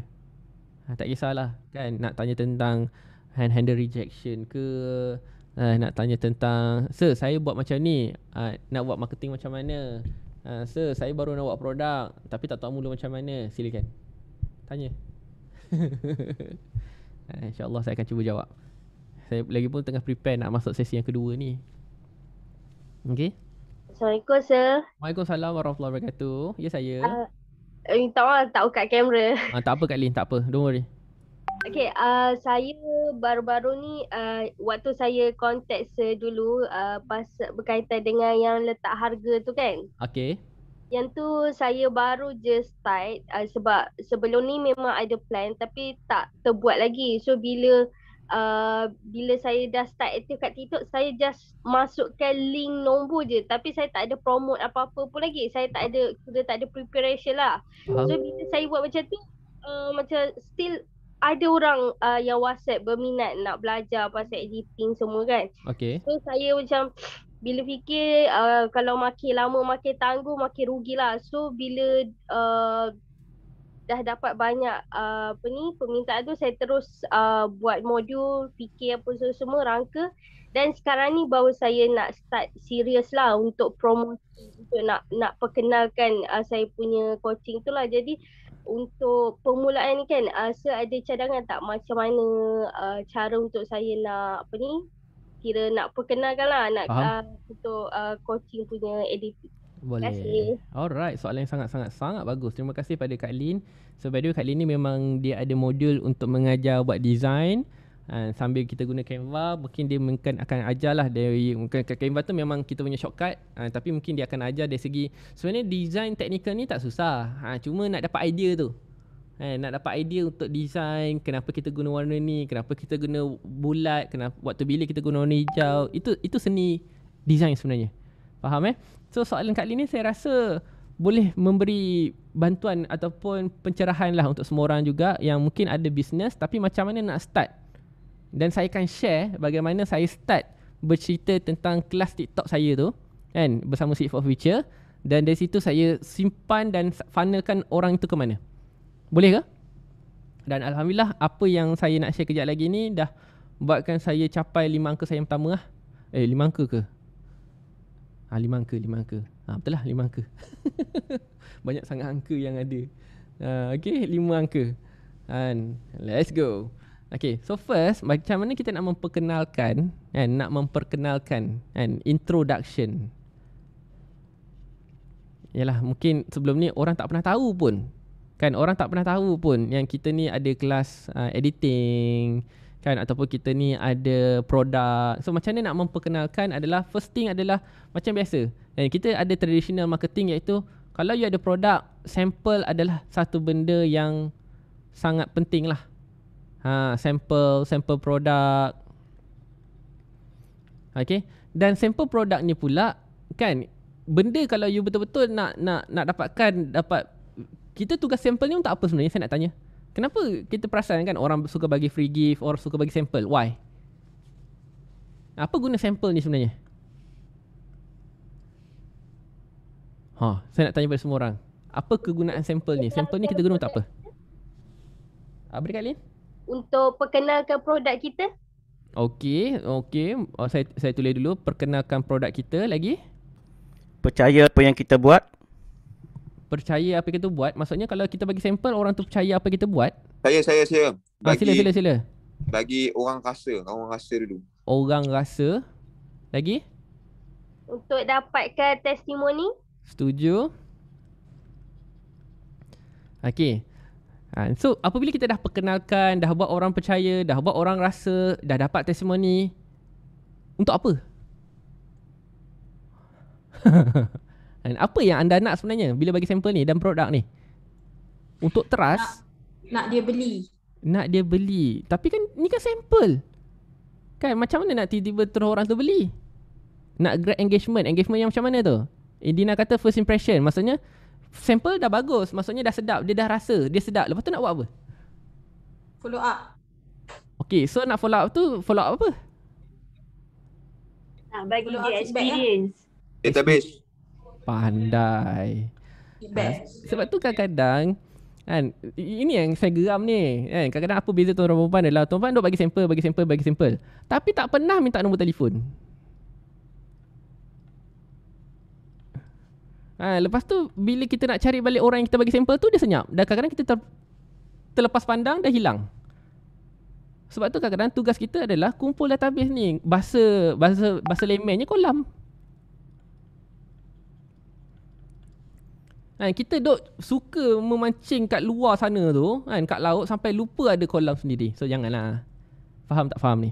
So kalau kita bagi sampel, first thing, saya nak bagi sampel ni kan. First, kalau contohlah jual encik Krabi, kita dah bagi sampel ni, makanan ni, minta dia rasa on the spot. Minta dia rasa, Dan selepas tu, sedap tak? Sedap Alhamdulillah. Baru minta nombor telefon. So kalau orang tu tak suka dengan apa yang kita bagi, minta nombor telefon, dia nak bagi tak? Tidak. Itu adab dia. Sebab tu kadang-kadang setiap apa yang kita buat ni, kan, jangan hanya sekadar okey bagi, lepas tu kita tak dapat. Sayang lah. Sebab ingat, saya suka pesan daripada awal, kalau nak buat orang percaya, bukan kali pertama. Pertama tu baru suka, baru perasan. Tapi kalau nak buat orang tu percaya, kita kena engage dia 6 kali. Kan? Tak kisahlah nak follow 6 kali ke, iklan kita retarget 6 kali ke, dia nampak kita punya produk 6 kali ke, ataupun pergi majalah nampak kita, pergi Instagram nampak kita, pergi TikTok nampak kita, pergi Facebook nampak kita sampai 6 kali ke, walaupun dah 1 hari, tak ada masalah. Yang penting 6 kali. So macam mana paling senang untuk orang-orang kita yang mungkin marketing budget spend kita ni tak besar, mindset kita very simple. Setiap orang yang kita jumpa, kita nak business card, dapatkan nombor telefon. Kan, kolam tu kita buat kat grup di FB ke, paling senang adalah dapatkan nombor telefon. Dapatkan nombor telefon. So nak simpan kat mana? Kat channel Telegram boleh, kat grup WhatsApp boleh. So itu skill masing-masing. Tapi kalau ikut cara saya akan kumpul ke Telegram. Kenapa daripada banyak-banyak ada untuk simpan database, saya pilih Telegram. Satu, Telegram dia besar. Maksudnya berbanding WhatsApp punya grup hanya 256 nombor. Kalau Telegram ni tak silap saya unlimited. Okay, terserahlah nak buat channel ke nak buat grup. Kalau saya suka buat grup. Sebab kalau channel ni dia macam one way communication, macam kita bagi input je. Tapi kalau grup dia boleh ada two way. Macam yang bagi ebook free, lepas tu kita minta dia isi form, nama, email, nombor telefon. Betul. Itu kalau database lah, database di email. Kalau saya memang bagi ke Telegram. Sebab saya faham orang nak isi form dah malas. Adakah kita minta izin untuk masukkan dalam grup ataupun masukkan saja? Kita akan bagi link. Maksudnya bukan kita masukkan orang tu Jangan. Sebab kalau kita main masukkan orang tu dalam kita punya kolam kita, orang marah. So saya akan bagi link. So apabila dia klik link, dia serah diri, bukannya saya paksa. Maksudnya dia yang buat keputusan untuk masuk link kita tu, masuk dalam grup kita tu. Sebab tu kadang-kadang kenapa grup-grup saya ni ataupun dalam kita punya kolam ni boleh dianggapkan high quality, sebab orang-orang yang datang tu adalah orang-orang yang memang dah ready. Memang dah ready nak dapatkan ataupun nak belajar. Okay. So channel Telegram, biasanya saya akan pilih kat Telegram lah. Silakan, it's okay. Okay, tapi ada feedback customer, Telegram tak ramai yang guna, saya guna Telegram. Sebelum ni ada customer yang minta saya buat WhatsApp juga. Tak ada masalah. Tak ada masalah. Bagi saya, sebab tu kadang-kadang kita kena tahu apa objektif kita nak buat. Kenapa kita guna Telegram, kenapa kita guna WhatsApp. So contoh, kita start dengan Telegram dulu, tapi kalau dia kata tak ada Telegram, go for WhatsApp pun tak ada masalah. Faham sebab kalau kita terlalu fokus kat WhatsApp ni sangat limit. Contoh grup pun 256. So dia macam ni sebab tu kadang-kadang closing ni is all about customer. So kalau customer nak, kita sediakan. Tapi kalau customer tu tak ada cakap apa-apa, pergi Telegram je lah. Dan daripada ramai orang-orang yang kita suruh pergi ke Telegram, daripada 10 orang, mungkin yang meroyan tu satu je. Faham tak? Tapi jangan disebabkan satu tu awak pun jadi stres. Kita control customer kita. Faham So itu step yang pertama, macam mana saya nak besarkan kita punya database. Yang kedua, ini pun penting juga, sharing. Dan saya perasan tuan-tuan punya sharing tu adalah sharing tentang produk. Sharing tentang produk. So bercerita tentang sharing produk ni adalah awak cerita pasal awak je. Itu silap kita. Okay. Sebab tu kalau boleh, sharing ni adalah kita nak give value first. Mindset sharing ni adalah kita nak bagi manfaat pada orang dulu. Dan manfaat pada orang itu adalah apa orang itu nak, bukan apa yang kita nak bagi. Faham ni apa yang saya sampaikan ni? Sebab tu kadang-kadang kita nak bagi value pada orang ni, tapi tajuk yang kita pilih adalah tajuk yang kita rasa orang nak tahu. Apabila you ada mindset, aku yang saya rasa orang nak tahu, itu syok sendiri. Sebab tu nak bagi value ni, tajuk kita punya sharing ke, tajuk kelas kita ke adalah tajuk berdasarkan survey yang kita dah buat, apa yang orang perlu. Okay? And apa yang orang perlu. Konsepnya sama. Contoh kat TikTok. Kan? Kenapa kita buat 3 video kat TikTok? Ada satu video viral. Video viral tu adalah video-video yang boleh tarik traffic dengan banyak. So bila orang dah tarik, dah masuk, nanti dia akan stay apabila konten itu sesuai dengan dia. Faham so give value. So paling best give value ni antara video. Kita boleh lah give value ni antara dua. So macam contoh kita buat video, kita buat live. So biasanya kalau kita buat video ni, kita akan tekan untuk marketing lah, maksudnya ads. Kita tekan ads ni untuk lebih ramai orang tengok video. Dan tugas live ni pula adalah untuk tunjukkan kita punya real karakter kita, real karisma kita. Okay, kita punya karisma lah. Sebab video ni dia recorded, so orang akan anggap tu hanya sekadar. Tapi apabila you buat live, beza dengan video, orang akan tahu kau ni betul-betul sama tak macam you punya video. So kat situlah dia akan tambah lagi level kita. Faham Alright, terima kasih. It's okay. So nak tanya, macam mana kita nak bagi ayat untuk mereka join link yang kita bagi tu? Okay, first, kalau nak bagi link yang baik adalah first, janganlah bagi link panjang-panjang. So link tu kena simple. Okay, simple dan pendek lah. Dan yang kedua adalah, kenapa orang tu kena klik link? Kenapa orang tu kena klik link? So kita bagi reward ataupun upah jika join. Sebab ingat, manusia ni perlu upah. Kalau kita suruh buat apa-apa, dia kena ada upah. So kalau tak ada upah, dia takkan buat apa-apa lah. Kalau dia tak ada benda dia rasa rugi, dia takkan buat apa-apa lah. So dua benda ni yang saya buat. Okay. Tapi biasanya saya akan ambil Pareto lah. Pareto tu dari 10 orang yang saya bagi link, 2 ataupun 3 je lah yang join. So macam mana nak buat lebih banyak lagi orang join kita? Perbaiki dari segi offer. Perbaiki dari segi offer kita. So offer kita, jika tu offer kita yang kita bagi tu menarik, ramailah orang akan join link kita, InsyaAllah. Okay. Apa yang kita boleh bantu selesaikan masalah yang dihadapi. Setuju Tuan Haris? So apa yang kita nak cerita pula dalam video dan live kita ni adalah apa yang kita tahu dan kita pakar. Itu. Maksudnya apa? Apabila kita bercerita tentang apa yang kita tahu dan kita pakar, kita boleh cerita daripada A ke Z dan Z ke A balik. Itu beza dia. Dan apa yang orang nak tengok, maksudnya pakar itu adalah detail-detail kecil yang kita boleh cerita. So macam Tuan Haris buat CEO kan? Kalau saya salah betulkan So sebenarnya CEO ni apa benda? Apa kesalahan-kesalahan biasa orang buat dalam CEO? So macam mana nak buatkan CEO tu trigger dengan teknik simple. So kalau kita ada cara shortcut yang kita boleh share untuk diorang perbaiki diorang punya CEO, orang akan join. Dan kita kena cerita jugalah apa kegunaan CEO ni, apa kelebihan CEO ni. Kan, untuk kurangkan ads cost ke, apa ke. Sekadang orang tak berapa educate lagi lah tentang benda tu. Kena give first. Betul, mindset kita kena give first. Sama juga dalam closing. Dalam closing tuan-tuan dan puan, apabila kita jumpa customer dengan mindset, aku kena close dia, dia kena beli barang aku, percaya tak cakap saya, dia akan pergi. Tetapi kalau kita datang pada orang dengan satu mindset, okay, aku nak kena bantu dia dulu, tak kisahlah nak bantu apa pun, at least lah bantu dia tahu tentang something, tentang niche yang aku bawa ke, kena bantu dia tahu tentang okay, sebenarnya ada banyak cara lain untuk dia dapatkan produk ni dengan percuma ke. So kita nak settlekan dia tu dulu, dan selepas tu baru you hasil. Faham nak mencuba rezeki kena beri dulu. Setuju?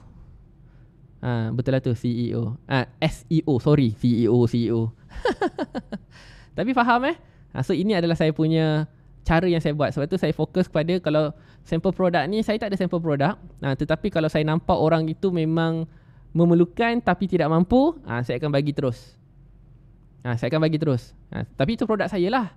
So kalau tuan-tuan ada produk juga, so at least contohlah nak bagi produk tu percuma boleh. Tapi at least minta dia punya komitmen bayar postage.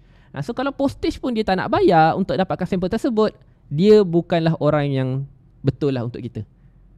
Sebab tu kadang-kadang kalau benda tu kita hanya bagi free, customer jarang menghargai. Faham tak? Sebab tu kadang-kadang saya nak bagi free pun, saya akan pastikan dia ada, saya nak tengok dia ni effort bayar dulu ke tidak. So bila saya kata, contohlah kan, dia kata okay nak dapatkan kelas ataupun nak join kelas saya kan, harganya RM99, dia nak kan, contohlah tiba-tiba dia kata okay saya ada 50 je, tak apa, bayar je 50 dulu, yang penting dia bayar dan saya bagi juga. Tapi jangan bagi free. Ingat keyword dia jangan bagi free. So apabila you bagi free, dia tak ada apa-apa komitmen lah. Macam Cikgu Mira kata, saya bagi free buku Jawi tapi ambil semata-mata je, kena bayar pos tak nak. So kalau kita nak bagi free, okay ambil kat office. So bila dia datang office, dia datang kedai kita, dia akan nampak benda lain juga, betul? Dan at least lah dapatkan nombor telefon. Yang penting dapatkan nombor telefon. Faham Okay, good. So satu, sampel produk, kalau siapa-siapa yang ada produk. Dua adalah sharing. So sharing ni dari segi video, live ataupun copywriting lah. Okay. Dan yang ketiga ni adalah biasanya kena ada banyak sesi preview. Sesi preview ni maksudnya macam mana? So contohlah kan, produk kita tu ada banyak gila unique selling point ataupun banyak gila benda ni yang bagus-bagus. So at least satu hari tu cuba cerita satu benda. At least satu hari tu cuba cerita satu benda. Preview kan produk kita. Contoh macam Tuan Haris, SEO kan. So ambil lah satu point dalam kita punya modul itu. Okay, ajarkan dengan percuma. Dan ajarkan percuma itu maksudnya ajar tu bukan hanya sekadar teori, tapi terus bagi how to do-nya. Ini masalah kita kadang-kadang bila kita nak buat sesi review, kita bagi betul-betul preview. Tapi kalau boleh ada outcome-nya sekali. Maksudnya apa pun yang dia belajar walaupun dalam sesi preview, ada hasil. Maksudnya boleh terus buat. Boleh ke boleh? Faham tak ni? So itu cara saya macam mana saya menarik lah. Kan dari segi. Lepas tu yang terakhir adalah yang keempat. Please, nama baik.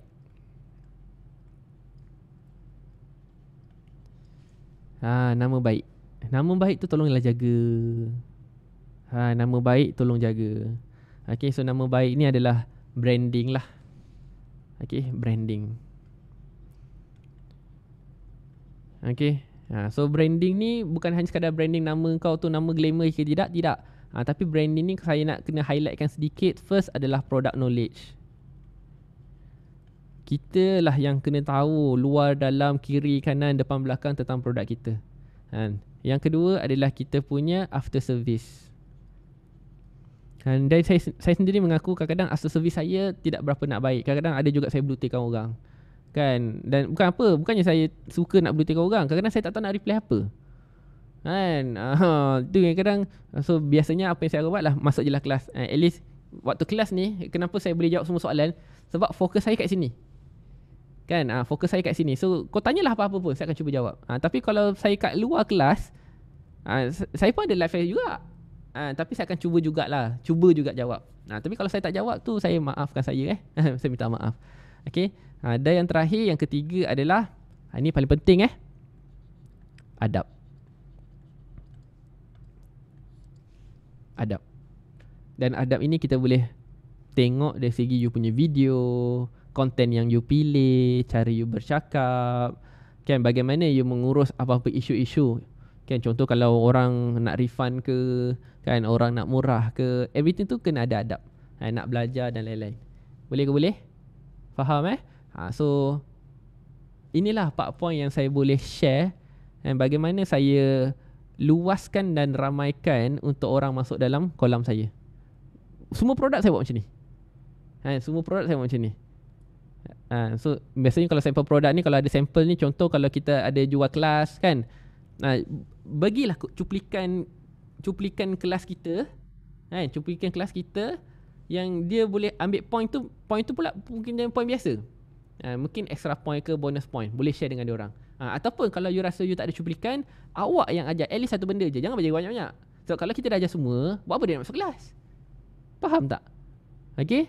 Dan yang seterusnya, contohlah sampel produk, sharing. So sharing ni fokus lebih kepada apa yang awak dapat. Itu paling penting. Faham tak? Jangan share apa yang kelas tu nak bagi. Nampak sangat awak ni tak fasih lagi, tak pakar lagi, dan mungkin awak tak dapat apa yang awak belajar. So daripada banyak point yang awak belajar di kelas tu, kalau awak faham satu, itu je lah yang awak tekankan. Dan bawa tajuk tu lebih deep. Orang lebih appreciate benda ni. Faham tak? Sebab tu, daripada banyak-banyak tajuk-tajuk bisnes yang ada kat luar sana tu, saya pilih closing. Kenapa saya pilih closing? Satu, saya suka berurusan dengan manusia. Saya jumpa ramai manusia, saya kenal ramai manusia, saya belajar. Dan yang kedua, closing ni dia membentuk sasiah diri kita ni untuk jadi orang yang lebih baik setiap hari. Pelan-pelan lah kan. Ada orang mungkin dia belajar ataupun pergi berguru. So bila dia dah berguru tu, circle-nya pun bagus. So saya tak ada pilihan ataupun saya tak ada peluang macam tu. So alhamdulillah peluang saya bersama dengan jalan bisnes ni.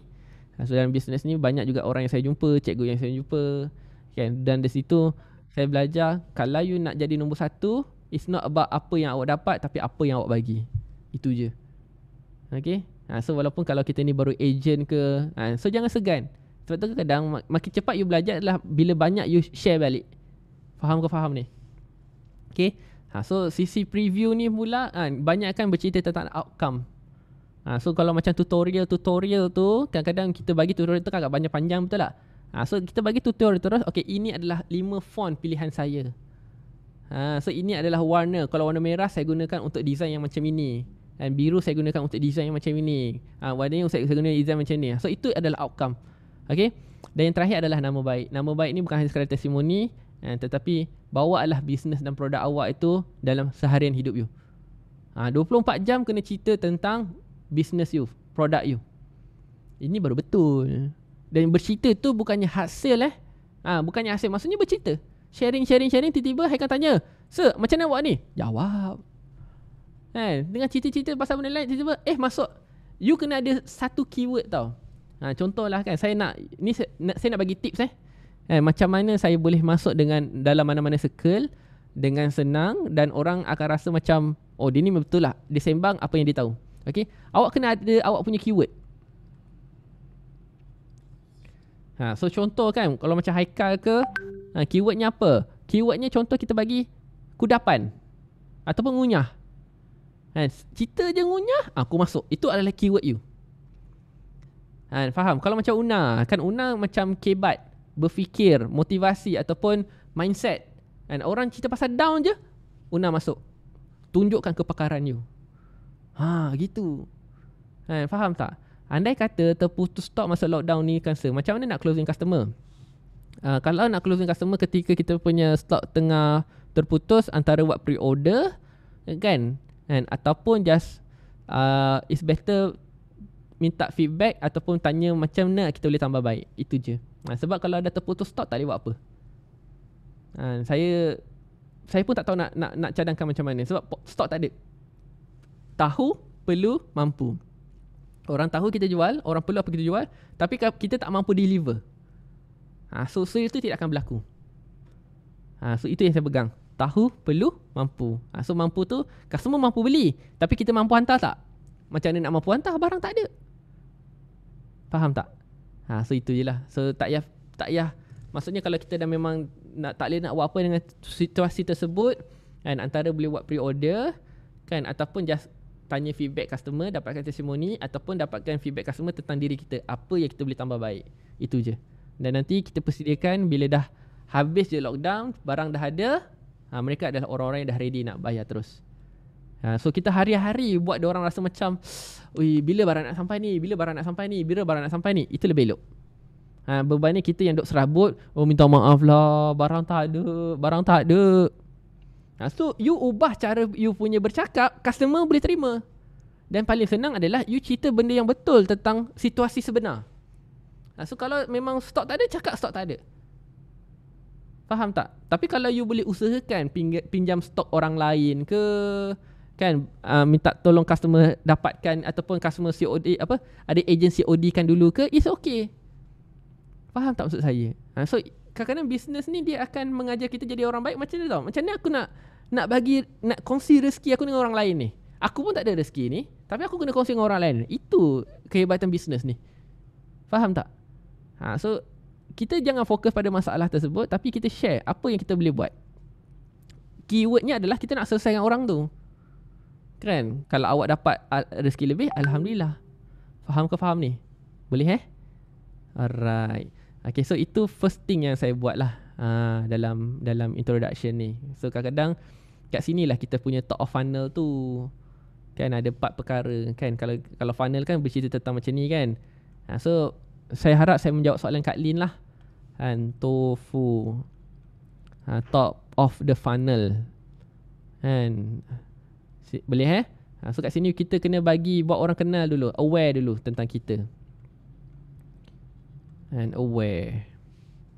Faham tak? Tak adanya orang tiba-tiba terus famous, tak ada. So saya memang belajar dari dulu. And apa-apa pun awak kena tunjukkan awak ni berbaloi tak orang follow. Tu keyword dia. Berbaloi tak orang follow. Apa yang awak nak bagi pada orang lain? Jangan tanya orang apa yang orang nak bagi pada kita. Macam nampak politik sangatlah ayat tu kan. Tapi betul lah, itulah ayat dia. Faham So tunjukkan kehebatan kita dulu. So kadang-kadang kalau tak tahu apa yang kita hebat ni, tambah baik lah. Itu je. Kalau satu ahad kita tak buat post, macam mana kita nak inform customer, better customer okay. Kalau satu ahad kita tak buat post, macam mana kita nak inform customer, better lepas customer bayar ke? Okay, so contohlah kalau customer bayar pada hari Sabtu, sebab tu kita selalu janji pada customer, postage akan dilakukan dalam masa 3 hari. Okay, postage akan dilakukan dalam masa 3 hari dan order puan saya akan postkan secepatnya. Nampak tak ayat saya? Postage dilakukan dalam masa 3 hari dan barang puan akan dipostkan secepatnya. So secepatnya tu kalau dia kata Sabtu, secepatnya tu Isnin. Faham tak? So kita, kalau customer tu tak tanya bila, contohlah kalau customer request nak cepat, kita kena share lah benda yang sepatutnya. Okay, macam boleh tak kalau saya nak dapatkan Isnin? So kita cakap, okay puan, barang puan kami akan post Isnin, insyaAllah Rabu paling lambat. Rabu paling lambat.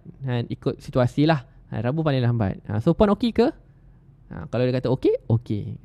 Kalau customer nak cepat memang macam tu. Tapi ikutlah kapasiti kita. Betul tak? Ikut kapasiti kita. Sebab tu kadang-kadang ada orang dia bayar pagi, petang tu nak sampai. Sudah. Tapi kalau betul-betul lah dia nak cepat, kita carikan ejen yang bergantung dengan dia, tapi dia kena bayar ekstra. Sanggup tak dia? So nampak tak? Kalau dia nak cepat, dia kena bayar ekstra. Tapi kalau dia willing to, maksudnya dia tak ada bajet nak tambah ekstra, dia kena tunggu Isnin, Rabu pun dah sampai dah.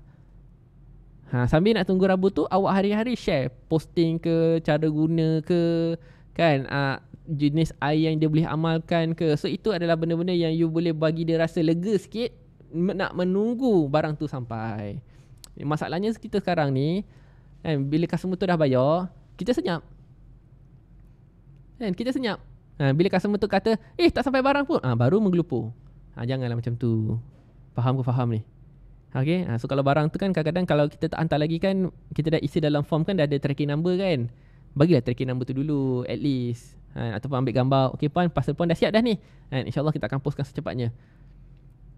So itu je.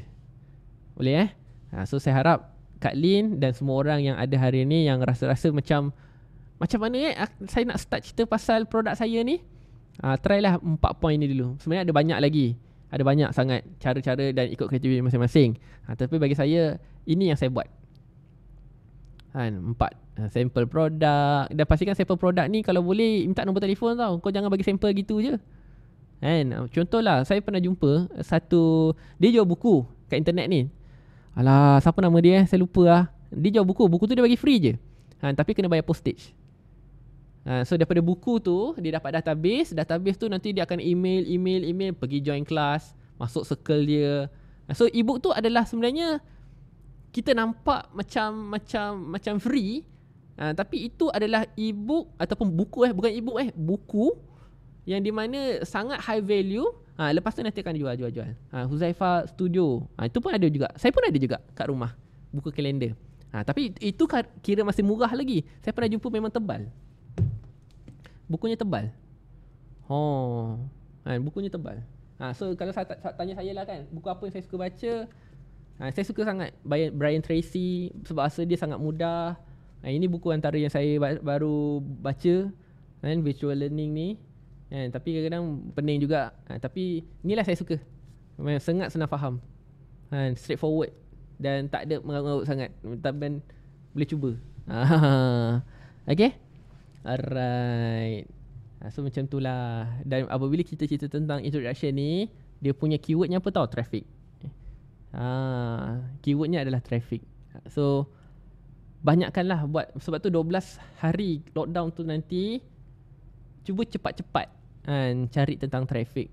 Macam mana you nak tarik traffic cepatnya? Sir, nak tanya cikgu mana yang ajar tentang ads? Saya ada 2 cikgu yang ajar saya tentang ads. Yang pertama, tolong catat, yang Tuan Syed Gaddafi. Okay, Tuan Syed Gaddafi ni yang pertama, cikgu ads saya. Yang kedua adalah cikgu Aziz MK. So apa beza 2 orang ni? Cikgu Aziz MK dia akan ajar bahagian teknikal, maksudnya keyword-keyword kan.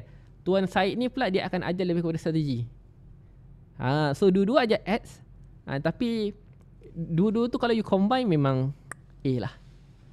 Itu saya recommend 2 cikgu ads saya. Dan saya sendiri pun takkan boleh capai 6 angka dengan buat sharing free. Memang tak mampu. Penat weh nak buat sharing hari-hari 2 jam cakap Kalau hari kita sakit ke, hari kita tak ada suara tak ada sale, kita tak nak lah. Faham Alhamdulillah.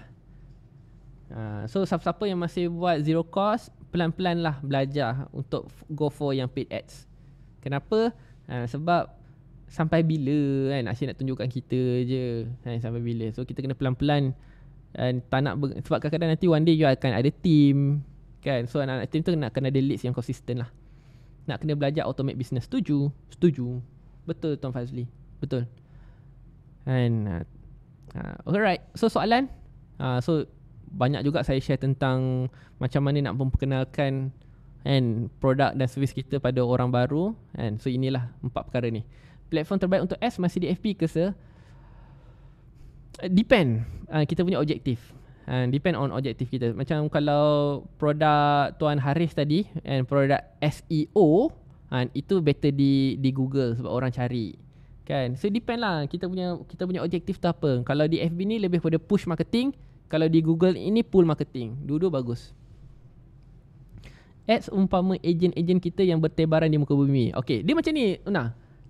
Jangan kita anggap ads ni adalah tempat buat duit. Itu adalah dosa besar kita yang pertama. Ads tidak buat duit. Kita jangan ada mindset, okay aku jalan ads ni duit masuk. Memang ramai yang buat ads ni masuk, tapi ads ni adalah hanya tool sahaja. Sebab tu kadang-kadang ada orang punyalah taksub dengan ads ni. Dia tak percaya personal branding, dia tak percaya content creating, content marketing, dia tak percaya pasal posting-posting, tak ada, buat ads je. Tapi mana nak dapat content yang bagus, copyright yang bagus kalau kita tak ada benda-benda tu? Orang tetap nak kena ada satu page main kita kan, kena ada kita punya page yang besar juga. Social proof tu tetap kena ada. So tools ni adalah untuk mudahkan kita jumpa orang dengan lebih ramai. So macam kita bayar gaji lah, itu je kan. So bagi kata agent tu dia macam ni lah. Ads ni dia macam kita pasang kat billboard. Billboard. Billboard tu memang ada contohlah 10,000 kan. Satu billboard, betul tak? Satu billboard kat highway tu 10,000. So kat mana kita letak billboard tu yang akan menentukan kita punya conversion rate kita tu. Faham tak? So kalau kita letak betul-betul tepi highway, tu ramai orang, mahal lah dia. Sebab apa? Semua orang nak tempat tu. Tapi kalau kita letak, kita nak yang murah. Kita letaklah tahan mana-mana, yang penting ada billboard. Tiba-tiba depan billboard kita ada pokok. Gana. Mana boleh. So tak salah orang tu. Itu je. So bukan apa Una, saya takut Una ada mindset, okay, sebab kadang-kadang orang-orang yang ada dalam sesi hari ni buat ads je, buat duit. Tak, buat ads ni buang duit sebenarnya. Bukan buang duit lah, kita invest. Tapi sebenarnya 100 yang pertama tu memang kau bakar gitu-gitu je lah. Betul tuan-tuan. Contoh macam website saya kan, saya tak tahulah start bila dia baru ada profit.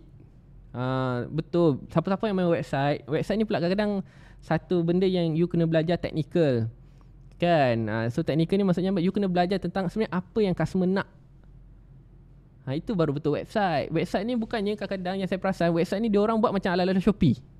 Kalau awak tu Shopee tak ada masalah. Tapi kadang produk awak tu tak ada, apa maksudnya, tak jelas lagi barangnya untuk apa, orang pun tak kenal. Betul tak? Orang kena study dulu. Janganlah. Faham So memang kita tengok orang sekarang tengah gila website kan, macam baju kan. Baju ni pula Tuan Rovan, kalau kita buat style macam landing page, buat apa?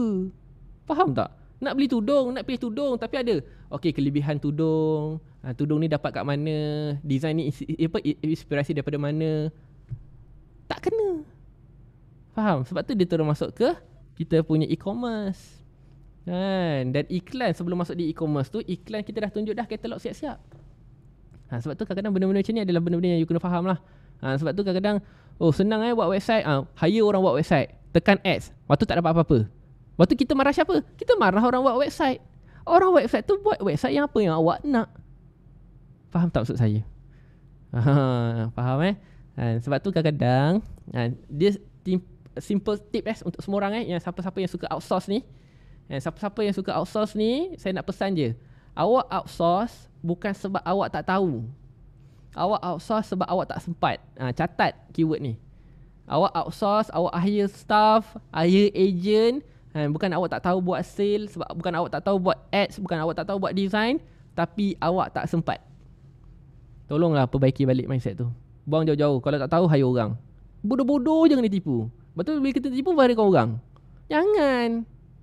Yang bodoh tu kau, bukan orang tu. Orang tu ialah dia dapat arahan daripada orang bodoh. Hasilnya gitulah. Betul marah. Saya dah bayar lah ni, mahal ni. Faham tak? Sebab saya sendiri pun pernah, ialah kita pernah lalui fasa tu. Semua nak cepat. Bila nak cepat, memang kena tipu lah. Ingat nak buat ads kalau you tak faham tentang ads, upah ads kat luar sana dengan agensi boleh tahan tau. Itu belum lagi budget ads. Dan you kena faham lagi satu, bila dia buat ads, dia hanya supply leads, bukannya supply sale. Faham? Dia bagi leads, bukan bagi sale. Ni pula ada juga orang tanya saya, Sir ada tak buat team untuk closingkan produk? Saya nak bayarlah orang closingkan saya, produk saya. Senang kerja kau. Kau sendiri pun tak boleh buat closing, kau suruh orang buat closing. Macam mana? Faham tak maksud saya? Sebab tu kadang-kadang nak bisnes ni, dia bukan senang-senang gitu je, ada duit boleh buat bisnes. Tak. Dia kena ada lebih daripada ada duit lah. Kena ada extra, banyaklah benda dia kena ada. Boleh ke boleh? Alhamdulillah. So tak ada benda lah. Saya tak ada niat nak jatuhkan siapa-siapa Cuma saya just nak you sedar je. Ni pengalaman dan sharing daripada saya, dan ramai orang melakukan benda yang sama. Dia ingat kalau bayar orang tu, orang akan buat yang terbaik. Nope. Orang tu hanya ikut apa yang kita ada. Relax je, sabar-sabar. Boleh Cik Wan. Ni Cik Wan ni pun cikgu saya juga ni. Cik Wan ni pun cikgu saya juga. Daripada ramai jadi kecil, ramai, kecil balik, sekarang tengah ramai balik. Dahsyat Cik Wan. Cik Sazwan. Terima kasih Cik Sazwan ada dalam sesi hari ni. Banyak jumpa yang buat website pun hari ni buat website tapi nak sale segera, sedangkan SEO pun tak take times. Nak naik Google pun, nak naik jadi Google, jadi faham dulu sebelum nak buat kat apa-apa. Setuju. Betul. Sebab tu Tuan Haris kena jadi famous untuk sampaikan ilmu ni. Itu tanggungjawab kita Tuan Haris. Kita tak boleh salahkan orang kenapa orang tak tahu. Kita tak boleh salahkan orang kenapa orang tak tahu. Everything ialah kena salahkan kita kenapa orang tak tahu, sebab kita yang tak share. Faham tak?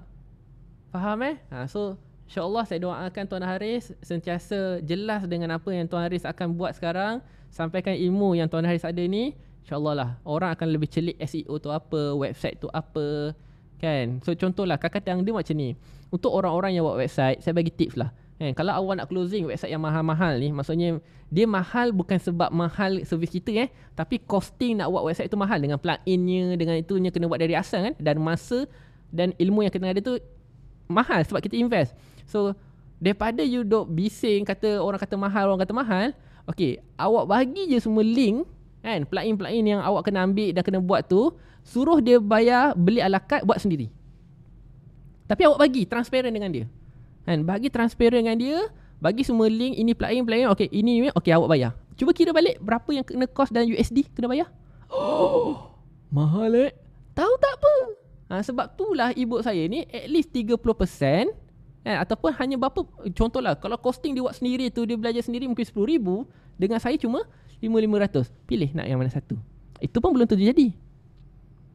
Tapi kita tak adalah nak kata garang sangat macam tu kan. Tapi dia punya mindset begitu. Siapa-siapa yang rasa nak jual website ni 10,000 ke 15,000 ke, buat style tu. Buat style macam tu, InsyaAllah. Tu contohlah macam suplemen kan.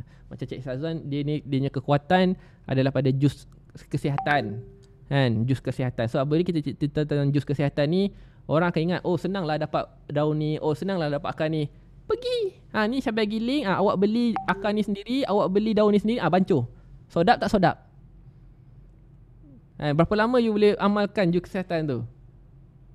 Susah lah Cik Sazwan kan, nak kena cari tu, tak ada tempat lah kan. So nak tak kalau saya cadangkan jus yang dah sedia ada ni, awak amalkan je, settle. Faham tak? So bukannya kita kata nak susahkan dia. So kalau dia nak buat sendiri, kita bagi, sebab itu keperluan dia. Dan kenapa dia nak buat sendiri, mungkin bajet dia. Padahal sebenarnya nak buat sendiri tu kosnya lebih mahal, dan kemungkinan untuk tidak siap itu lebih pasti. Sebab tu kalau saya kan, market yang saya suka pilih adalah orang-orang yang berniaga. Faham carilah orang-orang yang berniaga. Orang berniaga ni mindsetnya tu, dia dah rugi banyak kali dah. So aku dah tak nak rugi lagi dah. Kan, itulah kita punya market.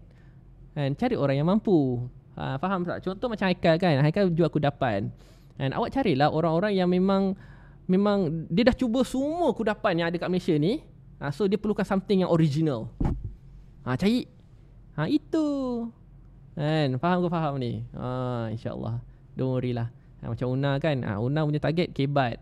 So kalau sekarang mungkin sekolah dah tak buka, kita cari orang bisnes. Orang bisnes ni pun kena ada kebat juga. Sebab soalan customer tu boleh tahan kebatnya juga. Kan, soalan sir, macam mana barang saya boleh dapat hari ni? So itu memerlukan aras tinggi tu. Kan, dia baru bayar pun tak lagi, boleh tak saya dapat hari ni? Kalau kita terus marah, memang tak jadilah. So kita bagi soalan kebat kat dia pula. Okey puan, boleh tak puan share location puan? Okey, puan berada di Pahang, saya kat Banting. So sampai nak ke Pahang tu lebih kurang 250 km. Okey. So kalau saya bawa kereta saya dalam kurang 50 km, saya akan sampai tempat puan lebih kurang dalam 4 jam. Okey. So sekarang kalau saya kira 1 km ni 50 sen, puan sanggup tak bayar saya untuk saya hantar terus pada puan, insya-Allah sampai dalam 4 jam. Settle. Okeylah, saya post je lah barang. Itu je.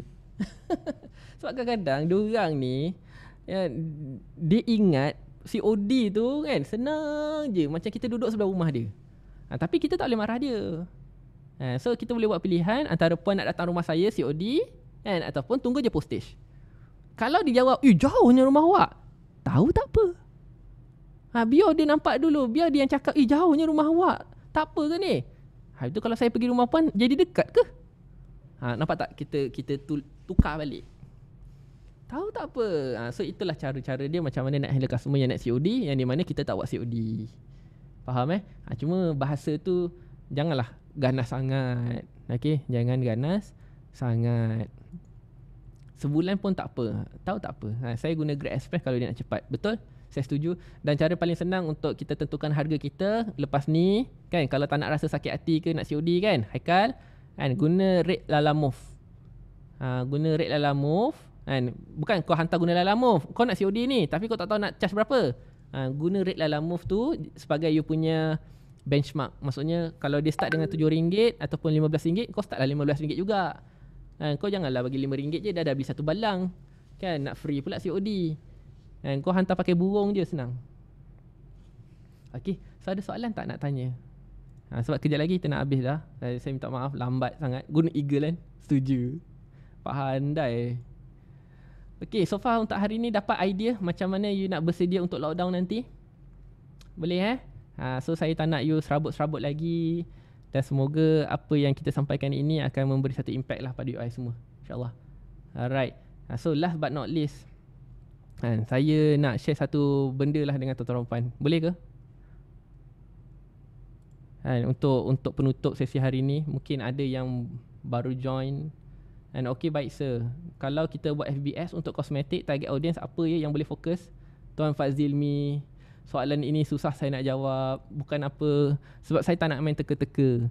Sepatutnya tuan kosmetik punya target market ni adalah kita yang dah kena tahu dulu. So kosmetik ni kosmetik apa dan apa keperluan dia, siapa yang pakai.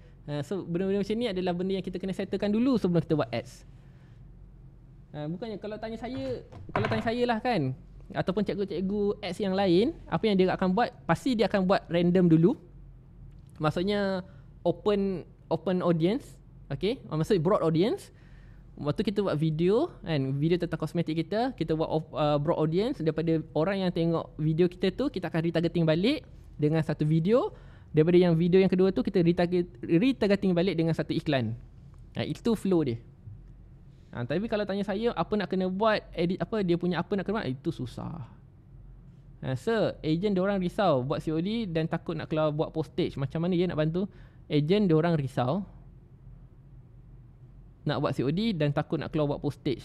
Sebab tu kadang-kadang you kena faham, waktu lockdown tu nanti kalau tak boleh keluar kan, memang 12 tu kita muhasabah diri je lah. Sebab you kena faham lah, kalau orang takut nak keluar, kau paksa keluar kan, memang tak nak lah dia. Ataupun apa boleh yang kita buat adalah, okay, dia dapatkan order, kita pergi post. Kau berani kan, kau lah pergi post kan, boleh, tak ada masalah. Jangan nyusahkan ejen kita. Ejen pun ada sebab dia. Apa benda lah, kau kan dah vaksin, takut apa? Jangan. Kau jangan nak belagak sangat kan, nanti dia lari pada muka. Tahu pun, masa lockdown kau belagak sangat kan. So kita tak nak jadi macam tu. Okay, guna easy parcel ke, dia akan pick up kat rumah pun boleh juga. Sebab tu ilmu tu penting. Faham Alright, last but not least lah, saya nak share satu ilmu yang saya dapat ketika PKP yang pertama, dan benda ni saya first time share. So kalau boleh, saya nak tuan-tuan dan puan-puan ambil earphone. Okay, ambil earphone ke ataupun pasang speaker kuat-kuat, dan kita akan buat sama-sama lah penutup untuk sesi hari ni. Boleh ke boleh? Alright, so kalau boleh dah ready dengan earphone masing-masing, tolong komen dan relax kan, kaki sampai ke tanah, jangan melayang kan, nanti bahaya kan. So insyaallah. Okay, so kalau semua dah ready, tolong komen ready. Sebab bagi saya ini benda yang saya kena share pada semua orang, benda yang sangat penting untuk sejajar dengan tuan-tuan punya statement tadi. Orang yang tenang pasti menang, betul? Dan jika nak sentiasa menang, wajib tenang. So paling senang untuk tenang adalah kita kena kawal kita punya breathing, pernafasan kita, dan adalah satu terapi yang you boleh amalkan. Okay, so daripada banyak-banyak terapi yang ada, saya pilih yang ini. So nak tak kalau kita sama-sama kan experience menghayati terapi ini, dan semoga Allah tenangkan kita supaya kita boleh fikir yang baik-baik and tengok yang baik-baik dan dapat yang baik-baik. Boleh? Alright, so bismillahirrahmanirrahim. Jom.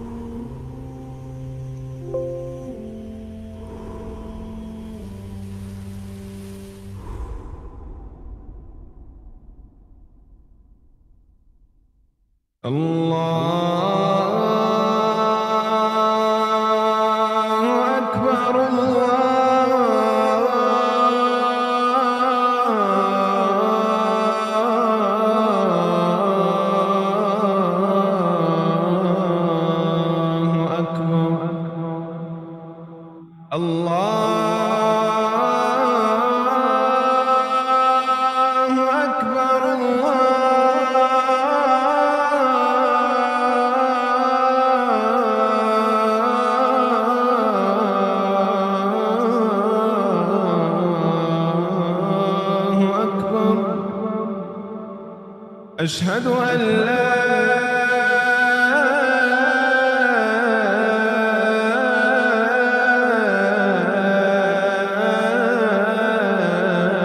إله إلا الله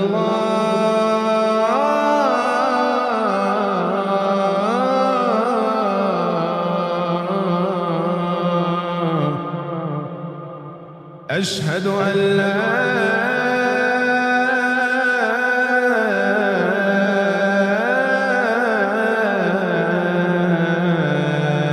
إله إلا الله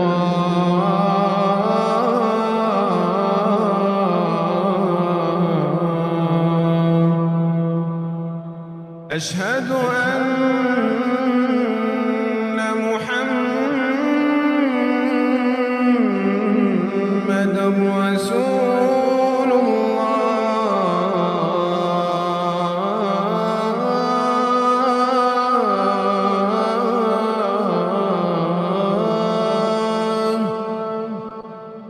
أشهد أن محمدا رسول الله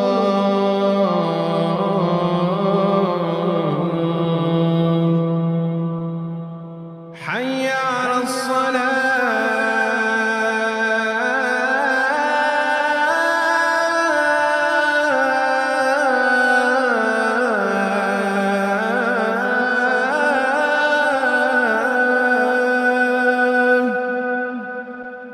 حي على الصلاة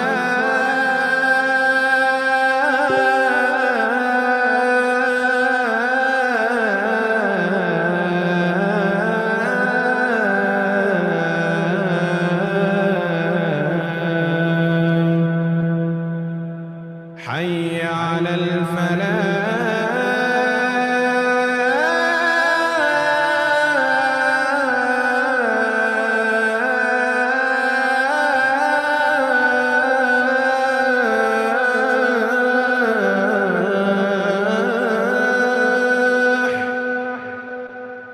حي على الفلاح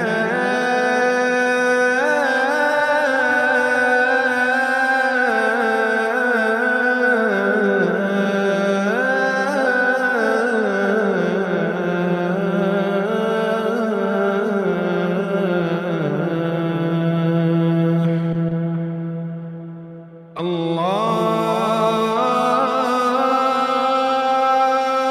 أكبر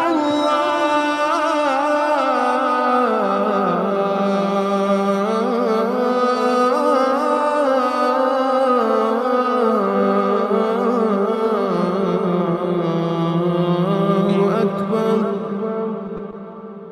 لا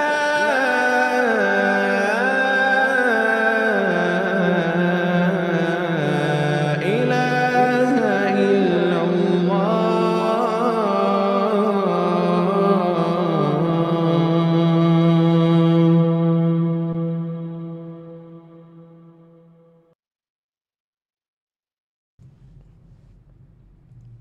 Tuan-tuan dan puan, boleh tak share dengan saya kan, apa yang tuan-tuan puan dapat lepas dapat satu terapi yang dahsyat tadi?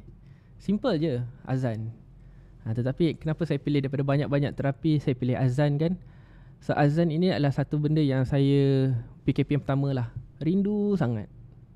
Waktu PKP pertama tu memang terasa lah kan, nak pergi masjid. So sekarang dah mula, alhamdulillah lah, kita dah boleh pergi. Mungkin ada yang tak boleh pergi kan sekarang PKP kan. Tapi waktu PKP yang pertama kemarin tu, inilah terapi yang buat saya rasa macam setiap kali lah kan, kalau sedih ke so khususnya saya akan pasang yang style macam ni punya terapi. Dan kenapa kita kena buat terapi yang macam ni adalah, tuan-tuan dan puan, kita mungkin terlupa untuk balik kepada yang di atas lah. Sebab tu persediaan sebenarnya untuk untuk ke lockdown ini adalah persediaan yang kita perlu perbaiki, adalah patah balik ke dia je. Sebab apa yang Allah dah susun itu yang terbaik untuk kita, dan apa pun yang terjadi itu adalah yang terbaik untuk kita, dan everything yang kita dapat itu adalah apa yang kita start kat sini. Boleh Alright. So insya-Allah. Okay Ustaz, nak share apa tu? Pasal azan tadi sir. Boleh. Assalamualaikum. Salam. Okay, kita semua ni kiranya sangat bertuah lah. Saya pun sebab juga bila tak sangka lah pergi pilih azan sebagai terapi kan. Sebab motivator ni ataupun inspirator ataupun orang yang share selalu buat perkongsian-perkongsian, dia akan pilih music instrumental kan. Tapi bila sepilih azan ni, satu benda yang menakjubkan sajalah. Okay. Dan bila kita tengok, saya selalu share juga tentang perkataan yang kalau seperasan dan lain-lain perasan tadi, laungan azan tu, ya Allah, bergetar pula jiwa suara saya. Aduh, okey. Perkataan yang mula-mula dilafazkan tu adalah Allahu Akbar kan. Saya pernah down lah dulu masa tahun pertama bisnes, ada di tengah-tengah bulan tu ada start sikit, tapi bila saya jumpa dengan seorang ni pakcik tua je. Pakcik tua yang kadang-kadang Allah hantarkan tu orang biasa, tapi kita tak tahu dia siapa kan. Dia ni manusia ke, dia ni malaikat ke, atau dia wali Allah kan. So dia tengok saya macam, dia perasan lah muka saya macam ada masalah kan. So dia kata nak banyakkan sebut Allahu Akbar. Lepas tu saya kata kenapa? Dia kata Allahu Akbar ni dia ada satu benda yang bila kita sebut Allahu Akbar, apa maksud dia? Allahu Akbar tu Allah Maha Besar. Maknanya bila kita betul-betul memasukkan erti maksud Allahu Akbar dalam hati, maknanya semua yang ada dalam diri kita, hatta dalam dunia ni, dia kecil. Hatta masalah yang kita pikul, beban seberat-berat mana beban pun kan, kalau kita rasa macam dah tak mampu dah kan, kita rasa macam ya Allah, rasa macam tak boleh nak hadap dah kan. Tapi bila kita sebut Allahu Akbar tu, dia jadi benda tu kecil. Okey.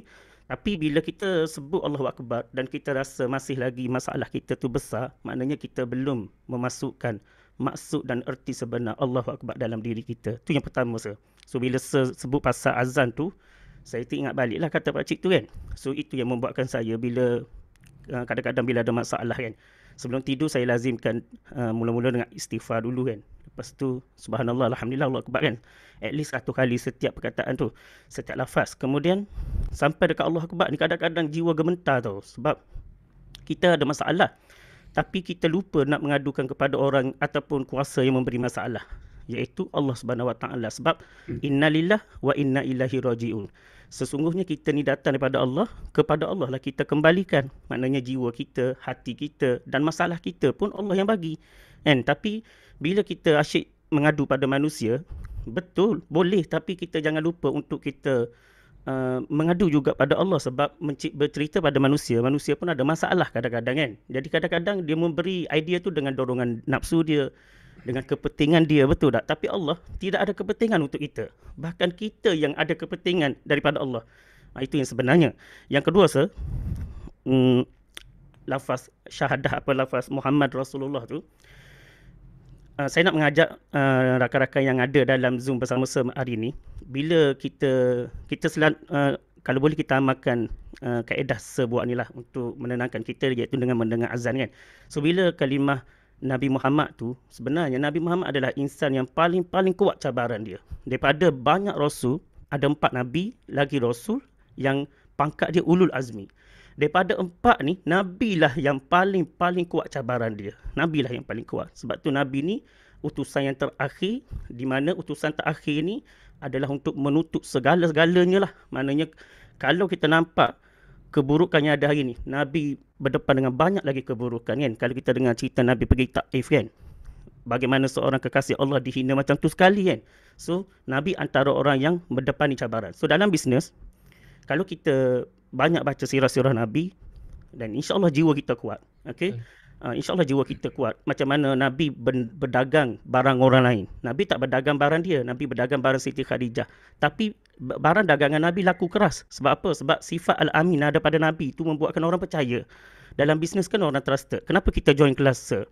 Sebab Sir mewujudkan kepercayaan yang menebal tau dalam diri kita. So, macam kalau Sir buat kelas, kalau saya rasa macam kalau kita tak dapat join, rasa macam ralak je macam tu. So, macam hari ni saya demam Sir. Baru tengok Sir pakai baju ni, tebal gila ni kan. Tapi muka pun nampak macam merah ni, 3 hari 4 hari dah demam ni.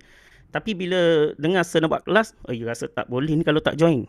Okay? Jadi kita kena join.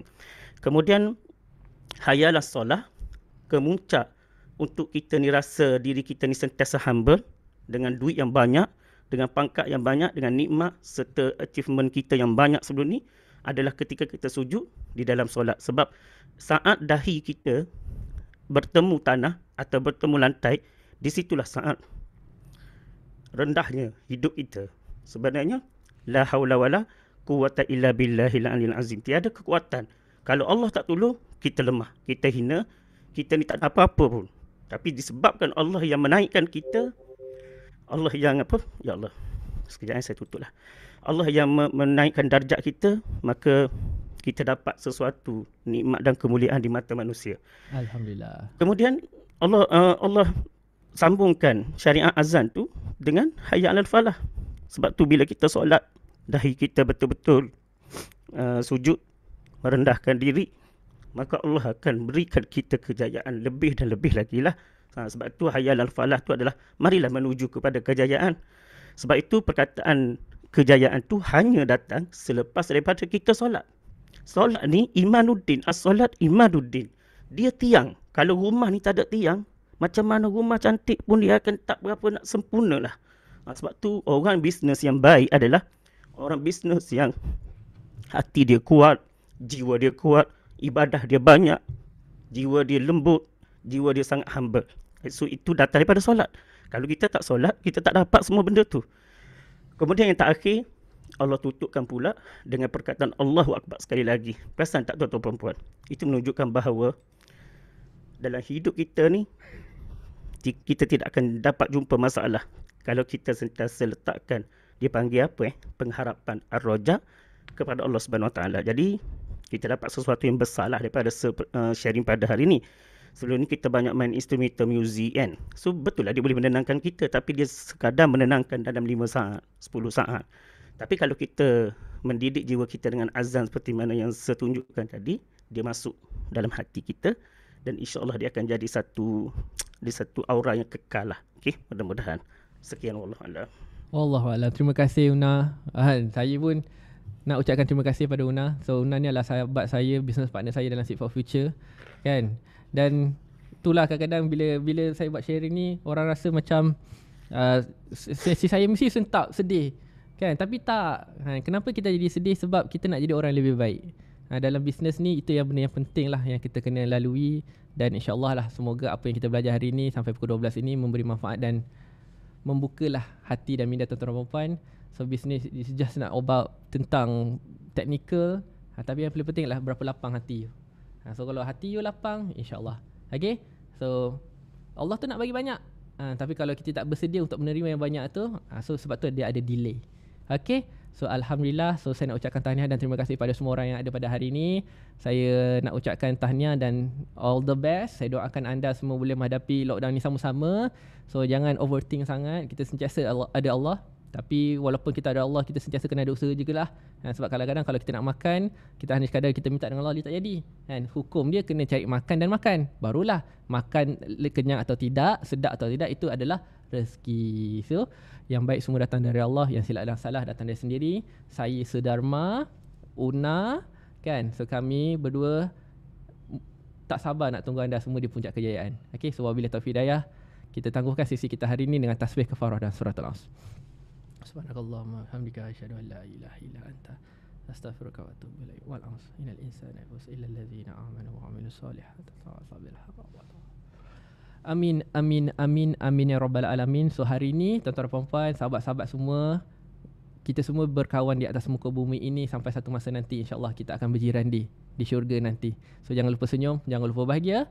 Chin up. Wabillahi taufiq hidayah. Assalamualaikum warahmatullahi wabarakatuh. Terima kasih semua. Waalaikumsalam. Oh bye. Sama. Terima kasih Una. Terima kasih semua. Okay. Alright. So saya tak boleh stay lama-lama. Kita terus end. Assalamualaikum. Okay. Salam.